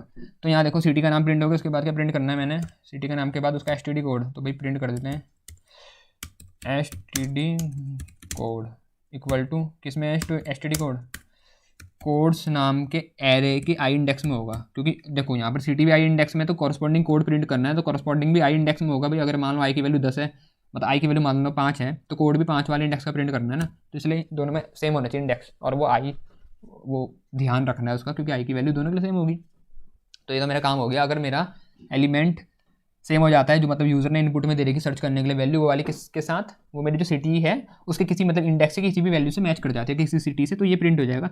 अब मैं यहाँ पर ना एक काम करूँगा, मैं एक वेरिएबल बना लेता हूँ कि भाई एक काउंटर नाम का वेरिएबल, ये पता करने के लिए कि क्या मेरे को मिला या नहीं मिला। देखो क्या मिला नहीं मिला, मतलब कहने का मतलब ये जो यूज़र ने इनपुट दिया ना, अगर वो मेरे को यहाँ पर मिल गया अपने एरे में, जो यूज़र ने सर्च करने को एलिमेंट दिया, तो मैं काउंट की वैल्यू को क्या कर दूंगा, काउंट की वैल्यू को 1 कर दूंगा, जिससे मेरे को आइडिया मिल जाए कि भाई मेरे को एलिमेंट मिल गया। और नहीं मिला होगा तो ये कंडीशन नहीं चलेगी, तो काउंट की वैल्यू 0 ही रहेगी, क्योंकि मैंने स्टार्टिंग में 0 दे रखी, तो मैंने इसलिए कर दिया, इससे हमें आइडिया मिल जाएगा कि भाई हमें एलिमेंट मिल चुका है। काउंट की वैल्यू अगर होगी 1, हम ये इसलिए कर रहे हैं क्योंकि हमें ये भी तो प्रिंट करना है। देखो वैसे करने की जरूरत नहीं थी ये, लेकिन क्वेश्चन में हमें ये बोला है कि अगर एलिमेंट नहीं मिलता तो प्रिंट करो सर्च अनसक्सेसफुल। तो ये कैसे पता चलेगी हमारी सर्च सक्सेसफुल हो रखी या अनसक्सेसफुल हो रखी, तो उसके लिए हमने काउंट नाम का वेरिएबल बना दिया। और चेक कैसे करूँगा, यहाँ देखो इस तरीके से करूँगा, मैंने लिखा यहाँ पर ध्यान देना भाई, मैंने लिखा इफ़ अगर काउंट है जो काउंट अगर ये 0 ही रहता है, काउंट इक्वल टू 0, तो प्रिंट कर दो सर्च अनसक्सेसफुल, क्योंकि काउंट 0। देखो अब बात सुनो, चलो पहले मैं लिख देता हूँ फिर तुम्हें बताता हूँ कि ऐसा क्यों हो रहा है। सर्च अनसक्सेसफुल, ये हो गया प्रिंट। अब देखो काउंट की वैल्यू हमने स्टार्टिंग में दी थी 0, ठीक है ना, यहाँ पर स्टार्टिंग में 0 दी थी। अब अगर ये हमारी यहाँ पर जब ये लूप चल रहा था यहाँ पर, और हमें अगर एलिमेंट जो हमारे यूज़र ने सर्च वाले वेरिएबल में दिया, जो वो सर्च करना चाहता है वो वाला एलिमेंट, अगर हमारा किसी भी एलिमेंट से जो सिटीज़ नाम के एरे में है, मतलब जो सिटीज़ में हमने सिटी रखी है, किसी भी सिटी से मैच कर जाता है, तो हमारी अंदर वाली बॉडी चल जाएगी। इसकी अंदर वाली बॉडी चलेगी तो आखिरी में काउंट की वैल्यू 1 भी हो जाएगी, जिससे हमें आइडिया मिल जाएगा कि भाई हमारा एलिमेंट हमें मिल चुका है, ठीक है। तो ये सब प्रिंट हो जाएगा जो भी है सक्सेसफुल, सिटी का नाम, एसटीडी कोड और काउंट की वैल्यू हो जाएगी 1। फिर बाद में जब ये लूप पूरा चल जाएगा उसके बाद नीचे आएंगे हम, तो यहाँ चेक होगा कि अगर काउंट की वैल्यू 0 है तो प्रिंट करो सर्च अनसक्सेसफुल। तो मान लो एलिमेंट मिल गया होता तो काउंट की वैल्यू 1 हो गई होती, तो नीचे वाली कंडीशन नहीं चलती ना फिर कि वो 0 के बराबर है क्या, तो नहीं है, तो ये नहीं चलती, तो ठीक है ऊपर वाला प्रिंट हो जाता जो ये था सिटी का नाम, सर्च सक्सेसफुल और एसटीडी कोड। लेकिन मान लो अगर हमारा जो एलिमेंट है वो नहीं मिलता हमें एरे में, तो क्या होगा, तो ये ऊपर वाली इफ़ कंडीशन नहीं चली होगी, इफ़ कंडीशन नहीं चली होगी तो काउंट की वैल्यू 1 नहीं हुई होगी, काउंट की वैल्यू 1 नहीं हुई होगी तो काउंट की वैल्यू जो थी पुरानी वही रही होगी, और वो क्या थी 0, तो काउंट की वैल्यू मतलब 0 ही रही। तो इसलिए मैंने यह कंडीशन लिखी कि अगर काउंट 0 ही रहता है तो भाई प्रिंट कर दो सर्च अनसक्सेसफुल। तो मैंने बात समझ में आ रही ना, समझ में, बहुत अच्छी बात है। अब इसमें तुम एक दो कमेंट और डालना चाहो तो डाल देना, कि जैसे यहाँ पर logic for searching city in the array, इस टाइप से करके एक दो कमेंट और डालना चाहो तो डाल देना भाई, ठीक है ना। अब मैं तुम्हें बस प्रोग्राम चला के दिखाता हूँ कि हमारा चल रहा है नहीं चल रहा है। देखो इसमें एक प्रॉब्लम आएगी, अब सारा प्रोग्राम सही है, बस ये प्रोग्राम में जो प्रॉब्लम अब आने वाली है ना, ये स्कैनर क्लास की प्रॉब्लम है। मैं तुम्हें बताता हूँ क्या प्रॉब्लम है। तो जैसे मैंने ये चलाया अपना प्रोग्राम, इसने बोला एंटर सिटी नेम, तो कोई भी 10 सिटी डाल, जैसे मैंने पहले को दी कोटा, मैंने भी कोटा का एसटीडी कोड कितना होता है भाई, कुछ भी डाल दो, कोटा का 744। उसके बाद देखो आगे प्रॉब्लम, यहाँ लिखा आ रहा है एंटर सिटी नेम और एंटर एसटीडी कोड, ठीक है।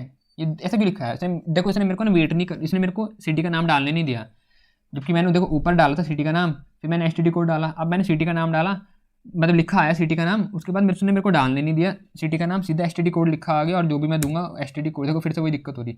अब मेरे को सिटी का नाम नहीं डालने दे रहा वो, तो ये क्या प्रॉब्लम हो रही है। देखो ये स्कैनर क्लास में प्रॉब्लम होती है, मैं तुम्हें समझा देता हूँ ये, और ये बहुत इंपॉर्टेंट है, मैं इसलिए ये क्वेश्चन लेके आया था क्योंकि इसमें बहुत सारी इंपॉर्टेंट बातें जो तुम्हें समझानी थी मैंने। आप समझ लो ये दिक्कत क्या है, उसको कैसे सॉल्व करेंगे। जैसे यहाँ पर था, हमने इनपुट लिया, देखो अभी बहुत इंपॉर्टेंट बात है, ध्यान से सुनो। जैसे मैंने यहाँ पर इनपुट लिया, तो इनपुट मैं ले रहा था पहले स्ट्रिंग, ठीक है। तो मैंने स्ट्रिंग का इनपुट लेने के लिए नेक्स्ट लाइन मेथड का यूज़ किया, और अगली बार मैं क्या ले रहा था इनपुट में, इंटीजर लिया मैंने नेक्स्ट इंट की मदद से। अब देखो ये प्रॉब्लम तब आती है जब भी हम किसी भी मेथड का यूज़ करते हैं, और उसके बाद अगर हम नेक्स्ट लाइन मेथड का यूज़ करते हैं, तब ये हमें प्रॉब्लम क्रिएट होती है, ठीक है। जैसे मैंने कोई भी नेक्स्ट, मान लो कोई भी नेक्स्ट, जैसे डबल मेथड का यूज़ किया, कोई भी नेक्स्ट वाले किसी भी मेथड का यूज़ किया नेक्स्ट लाइन को छोड़ के, और उसके बाद अगर मैंने नेक्स्ट लाइन मेथड का यूज़ किया, तो ये दिक्कत आ जाती है कि पहले कोई भी स्कैनर का कोई सा भी मेथड हो, जैसे नेक्स्ट डबल हो, नेक्स्ट इंट हो, यहाँ पर जैसे नेक्स्ट इंट है, और उसके बाद अगर नेक्स्ट लाइन का हम यूज़ कर रहे हैं, तो ये प्रॉब्लम आती है। नेक्स्ट लाइन के बाद नेक्स्ट लाइन का करोगे तो नहीं आएगी, लेकिन किसी और मेथड का, किसी भी next double, next int, next float, इसके बाद अगर तुम नेक्स्ट लाइन का यूज़ करोगे तब ये प्रॉब्लम आएगी। अब तुम्हारे दिमाग में सबसे पहला क्वेश्चन तो ये आएगा कि भैया हमने नेक्स्ट लाइन का तो पहले यूज़ किया था, बाद में थोड़ी करा, तो ये प्रॉब्लम क्यों आ रही। तो इसका जवाब ये है क्योंकि भाई हमने लूप लगा रखा, ठीक है। तो पहली बार तो नेक्स्ट लाइन के बाद नेक्स्ट इंट आया, बहुत अच्छा, कोई दिक्कत नहीं आएगी, तभी मेरे आउटपुट में तुम्हें शुरुआत में दिख रहा हो कोई दिक्कत नहीं आ रही थी, पहले कोटा और एसटीडी कोड बहुत आराम से चला गया। लेकिन जब लूप एक बार चला ना, उसके बाद ऊपर गए तो नेक्स्ट इंट चला था मेरा, सेकंड पहला चला था नेक्स्ट लाइन, फिर नेक्स्ट इंट, फिर ऊपर गए तो फिर चला नेक्स्ट लाइन। तो एक प्रकार से ऐसा हो गया कि नेक्स्ट इंट के बाद चल रहा है नेक्स्ट लाइन। तो यहाँ पर वही वाली बात हो रही है कि नेक्स्ट इंट के बाद मेरा नेक्स्ट लाइन मेथड चल रहा है, और इस कारण हमें एक प्रॉब्लम आ रही कि भाई ये हमारी लाइन स्किप हो जा रही। कौन सी वाली, ये वाली जो सिटी का नाम है, मैं दे नहीं पा रहा हूँ। लेकिन आप बोलोगे कि ऐसी, मतलब इसमें ऐसी दिक्कत क्या है, पहली बार तो बहुत अच्छा चल रहा है, अगली बार ऐसी प्रॉब्लम क्यों आ रही। तो मैं तुम्हें समझा दूँ कि जो नेक्स्ट स्कैनर क्लास का जो मेथड होता है ना नेक्स्ट लाइन, ये उसके काम करने की वजह से प्रॉब्लम आती है कि वो काम ही कुछ इस तरीके से करता है। वो समझ लेते हैं हम किस तरीके से करता है। देखो जैसे नेक्स्ट लाइन मेथड है, जैसे मैंने कुछ इनपुट में दिया, लखनऊ दिया मैंने, लखनऊ, पहली बार, बड़े ध्यान से सुनना भाई। लखनऊ देने के बाद जैसे मैं इनपुट में देता हूँ ना, जैसे कुछ भी देता हूँ इनपुट में, कहाँ गई हमारी विंडो इनपुट वाली, ये रही, देखो ये रही। तो जैसे मैंने नाम दिया लखनऊ या कोटा दिया, फिर मैं मारता हूँ एंटर, ठीक है, एंटर मारते हैं ना। तो भाई एंटर को हम अगर यहाँ पर दिखाएं तो हम उसको इससे डिनोट करते हैं, ये न्यू लाइन करेक्टर बोलते हैं, \n। ये प्रोग्राम में एंटर जब यहाँ से मारते हैं, वहाँ पर जाके ये ऐसा बन जाता है \n, इसको बोलते हैं न्यू लाइन करेक्टर। ये तुम स्केप सीक्वेंस में पढ़ोगे तो कुछ ऐसा बना होगा, सिटी का नाम जब दिया लखनऊ, उसके पीछे एंटर। तो जब एंटर पड़ता है तो नेक्स्ट लाइन मेथड क्या करता है, नेक्स्ट लाइन मेथड एंटर को भी कंज्यूम कर लेता है, ठीक है। तो उसने लखनऊ तो स्टोर किया, लेकिन देखो यार जब हम कुछ चीज़ इनपुट में देते हैं ना, तो वो बफर में जाती है, ठीक है, बफर में गई। अब लखनऊ के साथ लखनऊ आया था, उसके पीछे ये \n करके आया था न्यू लाइन करेक्टर, इसको बोलते हैं न्यू लाइन करेक्टर। तो भाई जब ये आ जाता है तो नेक्स्ट लाइन मेथड क्या करता है, पूरा का पूरा ले लेता है इनपुट में। तो उसने मतलब ये न्यू लाइन करेक्टर को भी खा जाता है, ऐसा समझो, ये इसको भी खा गया। तो हमारा जो बफर था वो हो गया एम्प्टी, बफर हो गया एम्प्टी, वो हो गया खाली। तो अगली बार तुमने इंटीजर इनपुट में दिया, वो बहुत अच्छी बात है, वो इंटीजर बफर में चला गया। मान लो मैंने 1 2 3 दिया था, और वो अच्छी खासी वैल्यू कोड वाले में जाके बैठ गई, इसलिए मेरे शुरुआत में कोई दिक्कत नहीं आ रही। यहाँ तक तुम्हें समझ में आ रहा है। लेकिन उसके बाद दिक्कत तब आने लगती है, जैसे मैंने बफर में जब उसने इंटीजर इनपुट लिया, तो मैंने 1 2 3 देने के बाद एंटर मारा, तो जो नेक्स्ट इंट या कोई भी ये वाले मेथड होता है, next int, next double, next float, ये सिर्फ नंबर को लेते हैं, ये \n को कंज्यूम नहीं करते, ये एंटर को कंज्यूम नहीं करते। तो इसने सिर्फ ये नंबर लिया और इसने स्टोर कर दिया। तो ये जो एंटर है ना भाई, ये बफर में ही छूट गया। अब दिक्कत अब आएगी, जब ये एंटर बफर में ही छूट गया तो दोबारा जब मैं आगे बढ़ा, अगली बार फिर से लूप चला, और यहाँ पर मैं जैसे इसमें इनपुट लेने की बारी आती है, जैसी लाइन प्रिंट होती है कि एंटर सिटी नेम, और मैं देता हूँ एंटर, जब जैसे मैं सिटी को एंटर करने वाला होता हूँ तब तक उससे पहले क्या होता है, उससे पहले जावा बफर में देखता है, उसको वहाँ मिल जाता है ये रखा हुआ एंटर, और वो इसमें डाल देता है एंटर। समझे क्या दिक्कत हो रही? मतलब मेरे जो सिटी का नाम है ना, वहाँ पर बार बार एंटर चले जा रहा है, क्योंकि कंज्यूम नहीं करता है एंटर को कौन, नेक्स्ट इंट मेथड या कोई भी ऐसे next int, next double, next float वाले मेथड इसको कंज्यूम नहीं करते। इसको कंज्यूम नहीं करते तो ये बफर में पड़ा रह जाता है। जब ये बफर में पड़ा रह जाता है तो जो अगला मेथड आ रहा होता है वो इसको कंज्यूम कर लेता है, तो इसको कंज्यूम कर लेता है मतलब उसमें ये चले जाता है। तो मेरे को नेक्स्ट लाइन यहाँ पर चलाना था, नेक्स्ट लाइन में मैं चाहता था कि भी सिटी का नाम दूंगा, लेकिन पहले से ये पड़ा मिल गया, जावा ने इसी को उठा कर डाल दिया सिटी वाले में, और मेरे को टाइम ही नहीं मिला देने का, तो इसलिए ये हर बार एक तरीके से स्किप हो जा रही लाइन, फिर अगली बार एसटीडी कोड आ रहा है उसको दे रहा हूँ, फिर से वही दिक्कत हो रही। तो ऐसी दिक्कत को वो सॉल्व करने के लिए हम क्या करते हैं, हम यहाँ पर एक एक्स्ट्रा नीचे में यहाँ पर क्या डाल दूंगा, एक नेक्स्ट लाइन मेथड ऐसी बना के छोड़ दूंगा, S C dot next line, ठीक है, ऐसे बना के छोड़ दूंगा। तो ये नेक्स्ट लाइन मेथड क्या करेगा, जो ये एंटर पड़ा रहेगा ना बफर में उसको ये खा जाएगा, तो मतलब मेरी दिक्कत खत्म हो जाएगी। वो दिक्कत कर रहा था ना एंटर, तो उसको ये कंज्यूम कर लेगा, फिर से शुरुआत से ऊपर आएंगे, सिटी का नाम देंगे, बहुत बढ़िया चलेगा, सिटी का नाम दोगे नेक्स्ट लाइन में, वो सिटी वाले में घुस जाएगा, सब बढ़िया चलेगा। तो ये एक तरीके से जो एक्स्ट्रा फालतू का एंटर आ रहा है उसको ये कंज्यूम करने के लिए है। तो तुम्हें यहाँ तक समझ में आ रहा है ना, ये बहुत इंपॉर्टेंट बातें हैं, कईयों की समझ में नहीं आती, कईयों को पता भी नहीं होती, कई टीचरों को भी नहीं पता होती। तो ये मैंने तुम्हें बता दी, काम की बात है, तुम्हें पता होनी चाहिए। अब मेरा प्रोग्राम सही चलेगा। एक और बात सुन लो, अगर क्वेश्चन में मेरे को बोला होता कि दोनों एरे स्ट्रिंग टाइप के बनाने हैं, ठीक है, अगर दोनों एरे मेरे को स्ट्रिंग टाइप के बनाने हैं ऐसा बोला होता ना, तो तब मेरे को ये सब तामझाम करने की ज़रूरत नहीं पड़ती, क्योंकि तब ऊपर भी नेक्स्ट लाइन मेथड आता, नीचे भी नेक्स्ट लाइन मेथड आता, और नेक्स्ट लाइन मेथड तो कंज्यूम कर लेता है ना एंटर को, तो वो तो छोड़ता ही नहीं बफर में एंटर, तो कोई दिक्कत नहीं होती। लेकिन दिक्कत इसलिए हो रही क्योंकि एक नेक्स्ट लाइन मेथड है और एक नेक्स्ट इंट मेथड है। तो तुम्हें यहाँ तक समझ में आ रहा है ना सब? तो दो स्ट्रिंग एरे होंगे तो ऐसा मत करना, ये नेक्स्ट लाइन मत लगाना पेपर में। लेकिन एक ऐसा मेथड आ गया, मतलब एक ऐसा क्वेश्चन है जैसे इसमें तुम्हें पहले स्ट्रिंग है, फिर अगली बार इंटीजर को इनपुट में ले रहे हो, उसमें भरना पड़ रहा है, तो उस समय हमें ये सॉल्व करना पड़ेगा। और कभी कभी ऐसा भी होता है कि सिर्फ जैसे मैं 2-3 इनपुट ले रहा हूँ, मतलब मान लो मेरे को 3-4 चीज़ें इनपुट लेनी है, जैसे एक बार नाम, एज, जेंडर ऐसे करके, और ऊपर कहीं पहले मेरा नेक्स्ट इंट मेथड आ गया, मान लो मेरे को एज इनपुट में लेनी है तो मैंने नेक्स्ट इंट मेथड का यूज़ किया, उसके बाद नाम इनपुट में लेना है, मैंने नेक्स्ट लाइन का यूज़ किया, उसके बाद जेंडर लेना है, नेक्स्ट लाइन का यूज़ किया। तो जैसे ही नेक्स्ट इंट के बाद नेक्स्ट लाइन आएगा तो वो स्किप कर देगा, तो एक लाइन स्किप हो जाएगी। तो ऐसे टाइम पे भी जब हम कभी किसी क्वेश्चन में करते हैं तो दिक्कत आती है। मतलब मैं तुम्हें बता रहा हूँ कि तुम्हें ये चीज़ें पता होनी चाहिए, क्योंकि जरूरी नहीं तुम्हारा क्वेश्चन ऐसे ही है, तुम्हें किसी और क्वेश्चन में भी तुम्हें क्या पता यूज़ करना पड़ जाए। तो मुझे उम्मीद है तुम्हें यहाँ तक समझ में आ रहा होगा भाई किस तरीके से हमारी प्रॉब्लम आ रही है और हमने उसे कैसे सॉल्व किया। ठीक है, तो एक बार इसको अब चला करके देख लेते हैं कि अब हमारा प्रोग्राम सही चल रहा है नहीं चल रहा। और सुनो, यहाँ पर जब तुम पेपर में लिखोगे ना लाइन, तो उसके बाद तुम कमेंट करके बता भी देना, एग्जामिनर को अच्छा लगेगा कि भाई बच्चे को पता है। कईयों को पता भी नहीं होता, वो सोचेगा इसने नेक्स्ट लाइन यहाँ पर क्यों डाला। ठीक है, तो तुम कमेंट करके बता देना कि मैंने नेक्स्ट लाइन किस लिए डाला। ठीक है, क्या लिखोगे, to consume the new line character. ठीक है ना, न्यू लाइन करेक्टर, ये न्यू लाइन करेक्टर को कंज्यूम करने के लिए हमने भैया यहाँ पर S C dot next line लिखा है। ठीक है, तो ये कमेंट करके लिख देना पेपर में, क्योंकि कईयों को नहीं पता रहता है, तो यहाँ पर तो लिख ही देना कमेंट, भले कहीं और तुम करो ना करो, यहाँ पर जरूर कर देना कमेंट। ठीक है, to consume the new line character. अब मैं चला के देख लेता हूँ भाई प्रोग्राम को, दोनों तरीके से देखते हैं। एक बार हम ऐसा देंगे एलिमेंट जो प्रेजेंट है कि क्या सही से चल रहा नहीं चल रहा, अगली बार ऐसा दूंगा जो प्रेजेंट नहीं होगा, तो देखते हैं कि सर्च अनसक्सेसफुल लिखा आएगा नहीं आएगा। ठीक है, तो कंपाइल करते हैं, हो गया कंपाइल। अब इसको रन करके देखते हैं ये क्या, इसको रन, तो बोल रहा है एंटर सिटी नेम, तो डाल देता हूँ जयपुर। पहले डाल दिया मैंने जयपुर, सिटी का कोड बोल रहा है तो 141 डाल दिया। अगला बोल रहा है सिटी नेम, मैंने डाल दिया सूरत, सूरत का कोड मैंने डाल दिया 261।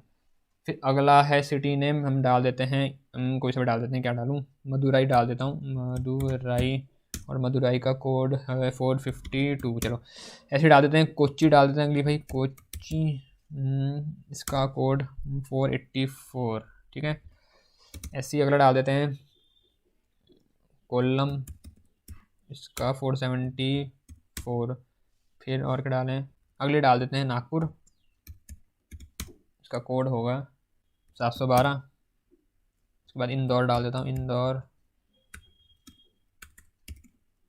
इसका कोड है 731। अगली डालता हूँ हुबली। ठीक है, हुबली, इसका कोड है 836। एंटर सिटी नेम, अब कौन सी डालें भाई, कोटा डाली हमने कोटा नहीं डाली, तो कोटा डाल देता हूँ, कोटा, और कोटा का क्या है 744, एंटर सिटी नेम, भोपाल डाल देते हैं हम, भोपाल, और सिटी का कोड है 755, ठीक है। बोला enter the city which you want to search, तो हम सर्च करना चाहते हैं नागपुर, नागपुर को मैं दूंगा पूरा कैपिटल में, हम ये देखना चाहते हैं कि भी अगर मैंने पूरा अपर केस में दिया कि तो मेरा क्या सही से सर्च काम कर रहा है नहीं कर रहा, तो मैंने नागपुर दिया कैपिटल में और चेक करते हैं, तो लिखा आ रहा है search successful, city name Nagpur, और एस कोड है 712, तो देख लो यहाँ पर नागपुर दिया है और एस कोड है उसका 712, तो ठीक चल रहा है प्रोग्राम, ठीक है। अब दोबारा इस प्रोग्राम को चलाता हूँ और इस बार क्या करूँगा मैं, इस बार जो सर्च करने के लिए मैं सिटी का नाम दूंगा वो ऐसा दूंगा जो प्रेजेंट नहीं होगा हमारे एरे में, ठीक है। तो अब देखते हैं कि सर्च अनसक्सेसफुल लिखा आ रहा है नहीं आ रहा, तो दोबारा चला के देखते हैं इसको फिर।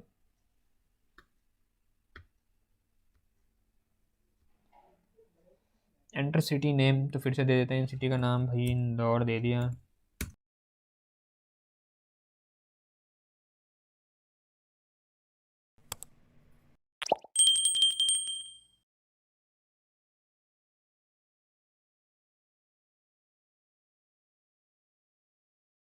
वडोदरा दे देते हैं, वडोदरा।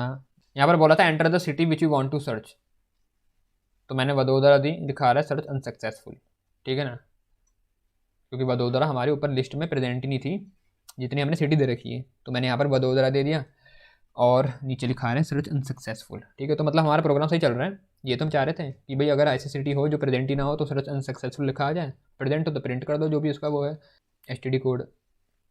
तो मुझे उम्मीद है तुम्हें यहाँ तक समझ में आ चुका होगा भाई, ये इसका कोड है देख लो, ठीक है। और जो मैंने इंपॉर्टेंट बातें बताई ना इसके साथ वो भी तुम्हें समझ में आ चुकी होंगी कि write a program to search for an integer value input by the user in the list given below. तो यहाँ पर तुम्हें दिख रहा है कि हमें एक एरे पहले से दे दिया है, ये रहा, ठीक है ना, जिसको वो लिस्ट बोल रहा है।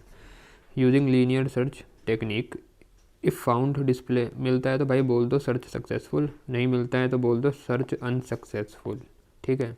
ये हमें करना है, एक प्रोग्राम बनाना है, एक इंटीजर को हम इनपुट में लेंगे यूज़र से, फिर उसे ढूंढेंगे कि क्या जो उसने इनपुट में दिया है वो प्रेजेंट है या नहीं है, किस में, इस वाले एरे में जो यहाँ पर हमें दे रखा है। ये हम पैकेज इंपोर्ट करेंगे, ये क्लास बना लेंगे और मेन मेथड बनाएंगे, ठीक है ना। तो इतना काम कर लेंगे। इनपुट लूँगा अभी यूज़र से, उससे पहले इनपुट लेने से पहले जो ये है देखो, ये एरे यहाँ पर जो दिया हुआ है ये बना बनाया एरे है, तो अगर मैं इस एरे को बनाऊँ तो मैं ऐसे बनाऊँगा इंट ए इक्वल टू, जब हम इनपुट नहीं लेकर के पहले से बनाते हैं तो हम कर्ली ब्रेसेस का यूज़ करके जो भी एलिमेंट है यहाँ डाल देते हैं, जैसे 75 86 है, फिर क्या है 90, एक लाइन लिख देंगे यहाँ पर पहले, system dot order print Elon enter the number which you want to search. अब वो नंबर इनपुट करेगा तो उसके लिए मैं एक वेरिएबल बना देता हूँ एन नाम का, इसमें sc dot next int method की मदद से जो भी यूज़र इनपुट में देगा, मान लो उसने 5 दिया वो 5 आ जाएगा, अब उसने 5 नहीं दिया, उसने अगर 10 दिया तो 10 आ जाएगा, मतलब जो भी वो देगा वो n में चली जाएगी वैल्यू, ये कह रहा हूँ मैं, ठीक है। जब इतना काम हो गया, उसने इनपुट दिया, अब उसके बाद मुझे क्या करना है, एक बार क्वेश्चन पे फिर से चलते हैं। बोला है तो इनपुट लेने के बाद सर्च करो उसको, जो लिस्ट हमें दी गई है उसमें लीनियर सर्च की मदद से, लीनियर सर्च बोलता है। अब देखो भाई जो हमारा यहाँ पर एरे दिख रहा है तुम्हें ये वाला, ठीक है ना, अब इसकी अब मेरे को करना है भाई, मेरे को जो उसने इनपुट में एलिमेंट दिया, अब एन में उसने मान लो 30 दिया या 60 दिया, तो 60 अगर उसने एन में दिया तो मेरे को बारी बारी हर एलिमेंट में आऊँगा इस एरे के, ठीक है, बारी बारी हर एक में जा करके देखूँगा ना कि भाई 60 कहाँ पर है, मेरे को यहाँ मिल गया जैसे 60, तो मैं क्या करूँगा, तब मैं प्रिंट कर दूँगा कि भाई 60 इसमें है। लेकिन ये करने के लिए भाई मुझे ये भी तो पता हो कि मेरे को लूप कहाँ तक चलाना है, बेसिकली मेरे को लूप एंड तक चलाना है, लूप जो ये एरे है उसके, तभी तो हर एक एलिमेंट में देखूंगा मैं, तो मतलब मेरे को लूप इसकी स्टार्टिंग से लेकर के एंड तक चलाना है। अब यहाँ पर इसके लिए हमें 2 चीज़ें चाहिए होती है, जब भी हमें लूप लगाना होता है तो इंट आई इक्वल टू, एक तो चाहिए कि शुरुआत कहाँ से हो रही, तो शुरुआत कहाँ से हो रही होगी, शुरुआत हो रही होगी 0 से, जो ये एरे तुम्हें दिखाया ना मैंने यहाँ पर, ये इंटरनली ऐसे जैसे एरे होता है वैसे ही स्टोर हो रखा होगा, ऐसे 75 86 90 45 31 एंड सो ऑन, जो जो वैल्यू है, ठीक है ना, और हर एक के पास अपना अपना इंडेक्स होगा। तो यहाँ पर अब हमें तो पता है भाई स्टार्टिंग जो लूप की होती है 0 से होती है, आई लेस देन, अब लेस देन कहाँ तक चलेगा, तो लेस देन भाई आखिरी आखिरी एलिमेंट तक चलाना है। तो आखिरी एलिमेंट तक अगर मेरे को चलाना है तो आखिरी एलिमेंट तक चलाने के लिए दो चीज़ें हम कर सकते हैं, या तो मैं इसकी लेंथ निकालूँ, ठीक है ना, या तो मैं इसकी लेंथ निकालूँ। लेंथ निकालने के लिए सिंपल सी चीज़ है, जो भी एरे का नाम है A.length लेंथ लिख दो छुट्टी, ऑटोमेटिकली आखिरी एलिमेंट तक चल जाता है अगर हम लूप को लेस देन लेंथ चलाएं, क्योंकि इसकी लेंथ कितनी है 1 2 3 4 5 6 7 8 9 10। तो ए डॉट लेंथ से लेस देन मतलब आई चलेगा लेस देन 10। लेस देन 10 का मतलब होता है आखिरी इसका 7 8 9 हो आखिरी इंडेक्स, क्योंकि अगर लेंथ 10 है तो इसका आखिरी इंडेक्स लेंथ से एक नंबर कम होगा, मतलब 9 होगा। चलो मैं सारे एलिमेंट भर के दिखा भी देता हूँ, 50 36 60 12 और 47। तो 0 1 2 3 4 5 6, ये वाला हुआ 7, ये वाला हुआ 8 और ये वाला हुआ 9। तो मैं दिख रहा है आखिरी इंडेक्स इसका है 9। तो आखिरी इंडेक्स 9 है और लेंथ थी 10, तो आखिरी इंडेक्स हमेशा एक नंबर कम होता है। तो या तो हम ये कर सकते हैं कि i less than a dot length, ठीक है। दूसरी तरीका ये है तो कि तुम काउंट कर लो, जैसे यहाँ पर अभी मैंने काउंट करा कि भाई इसमें एलिमेंट कितने हैं, तो तुमने अगर काउंट करे होंगे जैसे यहाँ क्वेश्चन में भी दे रखे, तो तुम्हें दिख रहा है इसमें 10 एलिमेंट हैं, तो मेरे को लूप लेस देन 10 चलाना पड़ेगा। तो तुम दोनों चीज़ों में से कुछ भी कर सकते हो, तुम या तो ए डॉट लेंथ लिख लो आई लेस देन, या आई लेस देन 10 लिख दो, एक ही बात है। तो दोनों चलेंगे यहाँ पर, ये बता रहा हूँ मैं तुमको। अब जब लूप चलेगा तो लूप के अंदर मुझे करना क्या है, लूप के अंदर मुझे ये करना है कि जो हर एक एलिमेंट है यहाँ पर रखा हुआ इस एरे के अंदर, उसे चेक कर करके देखना है बारी बारी। बात समझ में आ रही है ना, जो एलिमेंट भरे पड़े हैं इसके अंदर एरे के अंदर, इसकी मैचिंग एन वाले के साथ करनी है ना। एन में कौन है 60 है, देखूंगा कि क्या 60 इससे मिलता है नहीं मिलता, आगे बढ़ूंगा अगले वाले का देखूंगा कि क्या 60 इससे मिलता है नहीं मिलता, ऐसे यहाँ करूँगा यहाँ करूँगा यहाँ यहाँ यहाँ। जैसे यहाँ देखा कि क्या एन में रखा हुआ 60 इस एरे से मिलता है, हाँ मिलता है, तो तब हम फिर अपना वहीं पर रुक जाएंगे। तो उसके लिए एक यहाँ पर वेरिएबल और बना देता हूँ, flag int flag equal to 0। इसकी वैल्यू 0 दे दी मैंने। ये फ्लैग इसलिए बनाया कि जब मेरे को एलिमेंट मिल जाए तो मैं इसकी वैल्यू 1 कर दूंगा। तुम चाहे टेम्प नाम का वेरिएबल बना दो, काउंट नाम का बना दो, कुछ भी बना दो, पर एक बनाना तो पड़ेगा हमें, ठीक है ना। अब मैंने यहाँ लूप के अंदर क्या करा, मैंने लिखा इफ़ अगर भाई अगर एरे का आई वाला एलिमेंट इक्वल हो जाता है एन के, एरे का आई वाले एलिमेंट मतलब जो ये आ रहे हैं बारी बारी हमारा जो लूप चल रहा, तो ये कभी एक बार में जब आई की वैल्यू 0 होगी तो मैं इसमें आऊँगा। तो ए का आई ऐसा बना, ए क्या 0 विच इज़ इक्वल टू 75। तो मतलब मैं कंपेयर कर रहा हूँ कि क्या 75 एन के बराबर है। अब यहाँ एन कौन है, यहाँ एन में जो वैल्यूज़ ने दी वो है 60। तो फर्स्ट केस में तो ये बराबर नहीं है, जब आई होगा 0 व्हेन आई इक्वल टू 0, तो ये बराबर नहीं है। तो ये जो भी लूप इस इफ़ के अंदर मैं लिखूँगा वो नहीं चलेगा। बट जब ये बराबर होगा, किस केस में होगा बराबर, जब यहाँ 60 आएगा, मतलब ए की वैल्यू होगी मेरी ये 60 किस पे 7 इंडेक्स पे, तो ऐसा बनेगा जब ए आई की वैल्यू होगी 7, ठीक है ना। तो जब ए 7 बना तो वो इक्वल टू एन, तो हाँ वो हो जाएगा क्योंकि वहाँ 60 है और 60 इस 60 के बराबर है। तब मेरी ये कंडीशन चल जाएगी जो मैंने इफ़ लिखा है। अगर ये चलेगी तो मुझे करना क्या है, इसके अंदर सबसे पहला काम तो मैं फ्लैग को करूँगा 1 कि मुझे मिल गया भाई एलिमेंट, पहली चीज़। दूसरा और क्या करूँगा, उसके बाद मैं यहाँ से आ जाऊँगा ब्रेक लगा करके।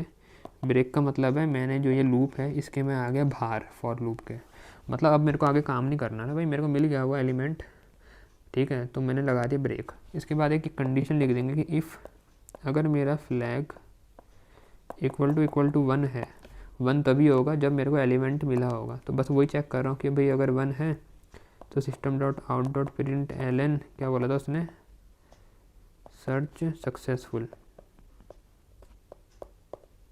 ठीक है ये बोला था ना, मैं देख लेते हैं।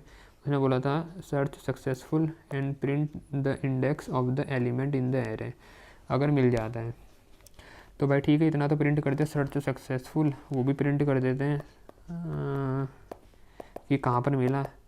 तो एलिमेंट है मेरा किस में, एन में रखा हुआ है, तो यहाँ ई की जगह एन आएगा, तो यहाँ लिख दूंगा मैं, इसको हटाओ, यहाँ आएगा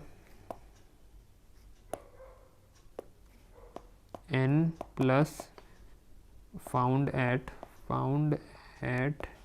इंडेक्स इक्वल टू कौन से इंडेक्स में मिला प्लस आई। समझ में आया? आई क्यों लिखा?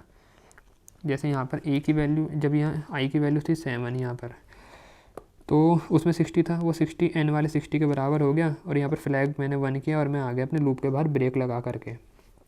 जैसे मैं बाहर आया, अब इस समय आई में क्या वैल्यू है मुझे ये बताओ। आई में वैल्यू कितनी है भाई? आई में वैल्यू है 7, ठीक है, क्योंकि जब यहाँ आई की वैल्यू 7 हुई उसके बाद फ्लैग 1 हुआ और हमने ब्रेक लगा दिया, तो आई की वैल्यू उतने में ही रुक गई। और आई की वैल्यू जो 7 थी वो कुछ नहीं, वो वही इंडेक्स है जिसमें 60 रखा हुआ है।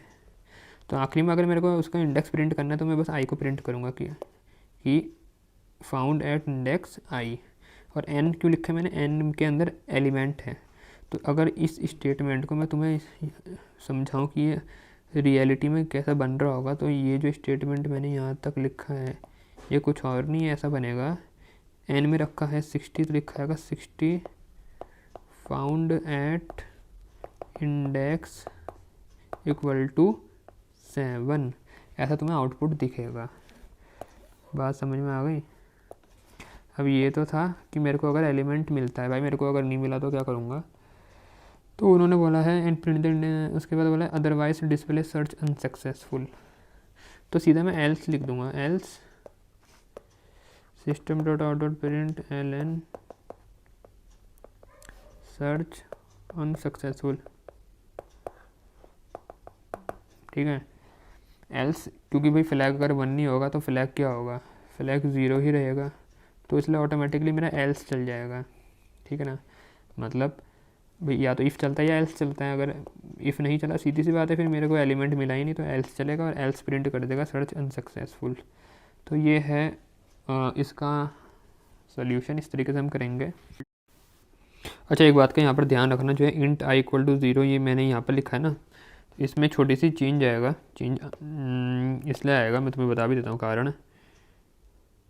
क्योंकि हम क्या कर रहे हैं, हम इस आई वाले वेरिएबल को यहाँ पर एक्सेस कर रहे हैं, ठीक है ना, यहाँ बाहर लूप के बाहर। तो लूप के बाहर हम कर रहे हैं तो हमें इसे बाहर बनाना पड़ेगा, बाहर डिक्लेयर करना पड़ेगा। तो मैं इसे यहाँ बना देता हूँ इंट आई इक्वल टू 0, क्योंकि अगर मैं इसे बाहर ना बना के सिर्फ वहीं पर जैसे पहले बनाया था ऐसा करूँगा तो यहाँ पर एरर आ जाएगी, क्योंकि वो बोलेगा कि ये उसे मिलेगा नहीं है आई वाला वेरिएबल। सिंपल सी बात है, क्योंकि वो फॉर लूप का के स्कोप के अंदर ही उसका एग्जिस्टेंस होगा, लेकिन अब वो पूरे प्रोग्राम में उसका एग्जिस्टेंस है क्योंकि मैंने उसे बाहर डिक्लेयर कर दिया है। तो इसलिए ये करना, ठीक है ना, उसको बाहर बना देना और यहाँ पर आई इक्वल टू 0 कर देंगे। तो ऐसे अब कोई दिक्कत नहीं आने वाली। मेरे जो उम्मीद है कि तुम्हें समझ में आया होगा। Define a class to accept the name of 10 student in an array. एक एरे बनाना है और 10 स्टूडेंट के नाम उसमें इनपुट में लेने हैं। उसके बाद चेक करना है existence of given name in the array using linear search. और एक नेम इनपुट में लेंगे, उसको देखेंगे कि क्या वो एरे में प्रेजेंट है। अगर वो प्रेजेंट होगा तो क्या करना है, पोजीशन प्रिंट करनी है उसकी, और नहीं होगा तो बताना है कि भैया ये प्रेजेंट नहीं है, ठीक है। तो पहला काम तो ये, मतलब लीनियर सर्च लगानी है, कहने का मतलब ये है, क्वेश्चन ये बोला है। अब लीनियर सर्च देखो ऐसा है कि लीनियर सर्च जो है ना वो हम नंबर में भी लगाते हैं, वो हम ये स्ट्रिंग में भी लगा सकते हैं, ठीक है ना। मतलब इंटीजर एरे में भी लगा सकते हैं हम, जैसे कोई नंबर को बोला सर्च करने को लीनियर सर्च की मदद से, या कोई वर्ड बोला है जैसे यहाँ पर दे रखा है। तो लीनियर सर्च एक क्वेश्चन आ रखा था कि हमें इसमें नंबर ढूंढना था, ठीक है। ये 2022 में आया हुआ था स्पेसिमेन पेपर में, पहला क्वेश्चन था सेक्शन वी का, ठीक है। वो लीनियर सर्च में आ रखा था। और इस बार ये वाला जो क्वेश्चन आ रखा है क्वेश्चन नंबर 8, ये वाला भी लीनियर सर्च में आ रखा है, लेकिन इस बार नंबर नहीं दे रखा, यहाँ पर स्ट्रिंग का एरे बोला है। मतलब वहाँ पर इंटीजर का एरे था, यहाँ पर स्ट्रिंग का एरे है, तो डिफरेंस ये है। तो चलो लीनियर सर्च हम लगा देंगे। उसके बाद एक और चीज़ बोली है, print the names which begin with word SRI। और वो नेम्स भी प्रिंट करने जो SRI इससे स्टार्ट होते हैं, ठीक है।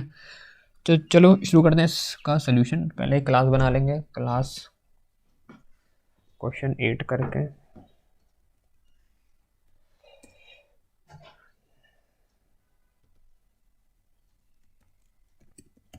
इंपोर्ट करेंगे। पहले तो स्कैनर को जावा डॉट यूटिल डॉट स्कैनर, ठीक है। उसके बाद क्लास बना लेंगे और फिर मेन मेथड बनेगा। क्वेश्चन 8 मेन मेथड बना लेते हैं, public static void main string arcs, ठीक है। इसके बाद स्कैनर का ऑब्जेक्ट बनेगा एक, तो scanner S equal to new scanner bracket में सिस्टम डॉट इन। ठीक है, सबसे पहले बोला है एक एरे बनाना है, तो एक एरे बनाते हैं। स्ट्रिंग टाइप का एरे होगा, स्ट्रिंग नाम ए रख लेता हूँ, इक्वल टू न्यू स्ट्रिंग। कितना साइज़ है इसका, 10 बोला है ना मेरे ख्याल से, 10 एलिमेंट बोले, 10 स्टूडेंट के नाम लेने हैं। ठीक है, तो 10 है इसका साइज़, ये हो गया।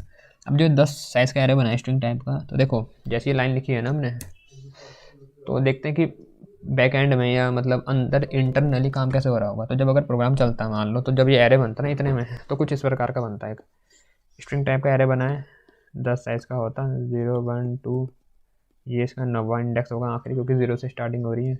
आखिरी इंडेक्स साइज से एक नंबर कम होता है। अब जो इस हर एक एरे, देखो ये जो एरे है ना पूरा, ये पूरा यहाँ से लेकर के यहाँ तक ये जो एरे बना है, अब इसका नाम क्या है, इसका नाम है ए। ठीक है, ये ए नाम का एरे है, तो भाई इसका नाम ए है। और ये किस टाइप का, स्ट्रिंग टाइप का एरे है। तो स्ट्रिंग टाइप का एरे जब हम बनाते हैं with help of new keyword, तो बाय डिफ़ॉल्ट वैल्यू, मतलब बाय डिफ़ॉल्ट वैल्यू मिलती है एरे को। तो जब डिफ़ॉल्ट वैल्यू स्ट्रिंग की होती है वो नल होती है, NULL, तो हर एक में नल है। ठीक है, जैसे इंटीजर की 0 होती है, डबल की 0.0 होती है, स्ट्रिंग की होती है नल। ठीक है, तो ये है हमारा एरे जो बना है। अब मेरे को ये नल को हटा के यूज़र से इनपुट लेने, नाम और यहाँ डालने, यहाँ हर एक इंडेक्स में। तो लूप लगाएंगे, कौन सा वाला, कोई सा भी लगा लो, हम फॉर लूप लगाएंगे। फॉर इंट स्टार्टिंग 0 इंडेक्स से i लेस देन 10 है साइज, और i प्लस प्लस। इससे पहले एक लाइन भी लिख देंगे, एंटर 10 नेम्स। ठीक है,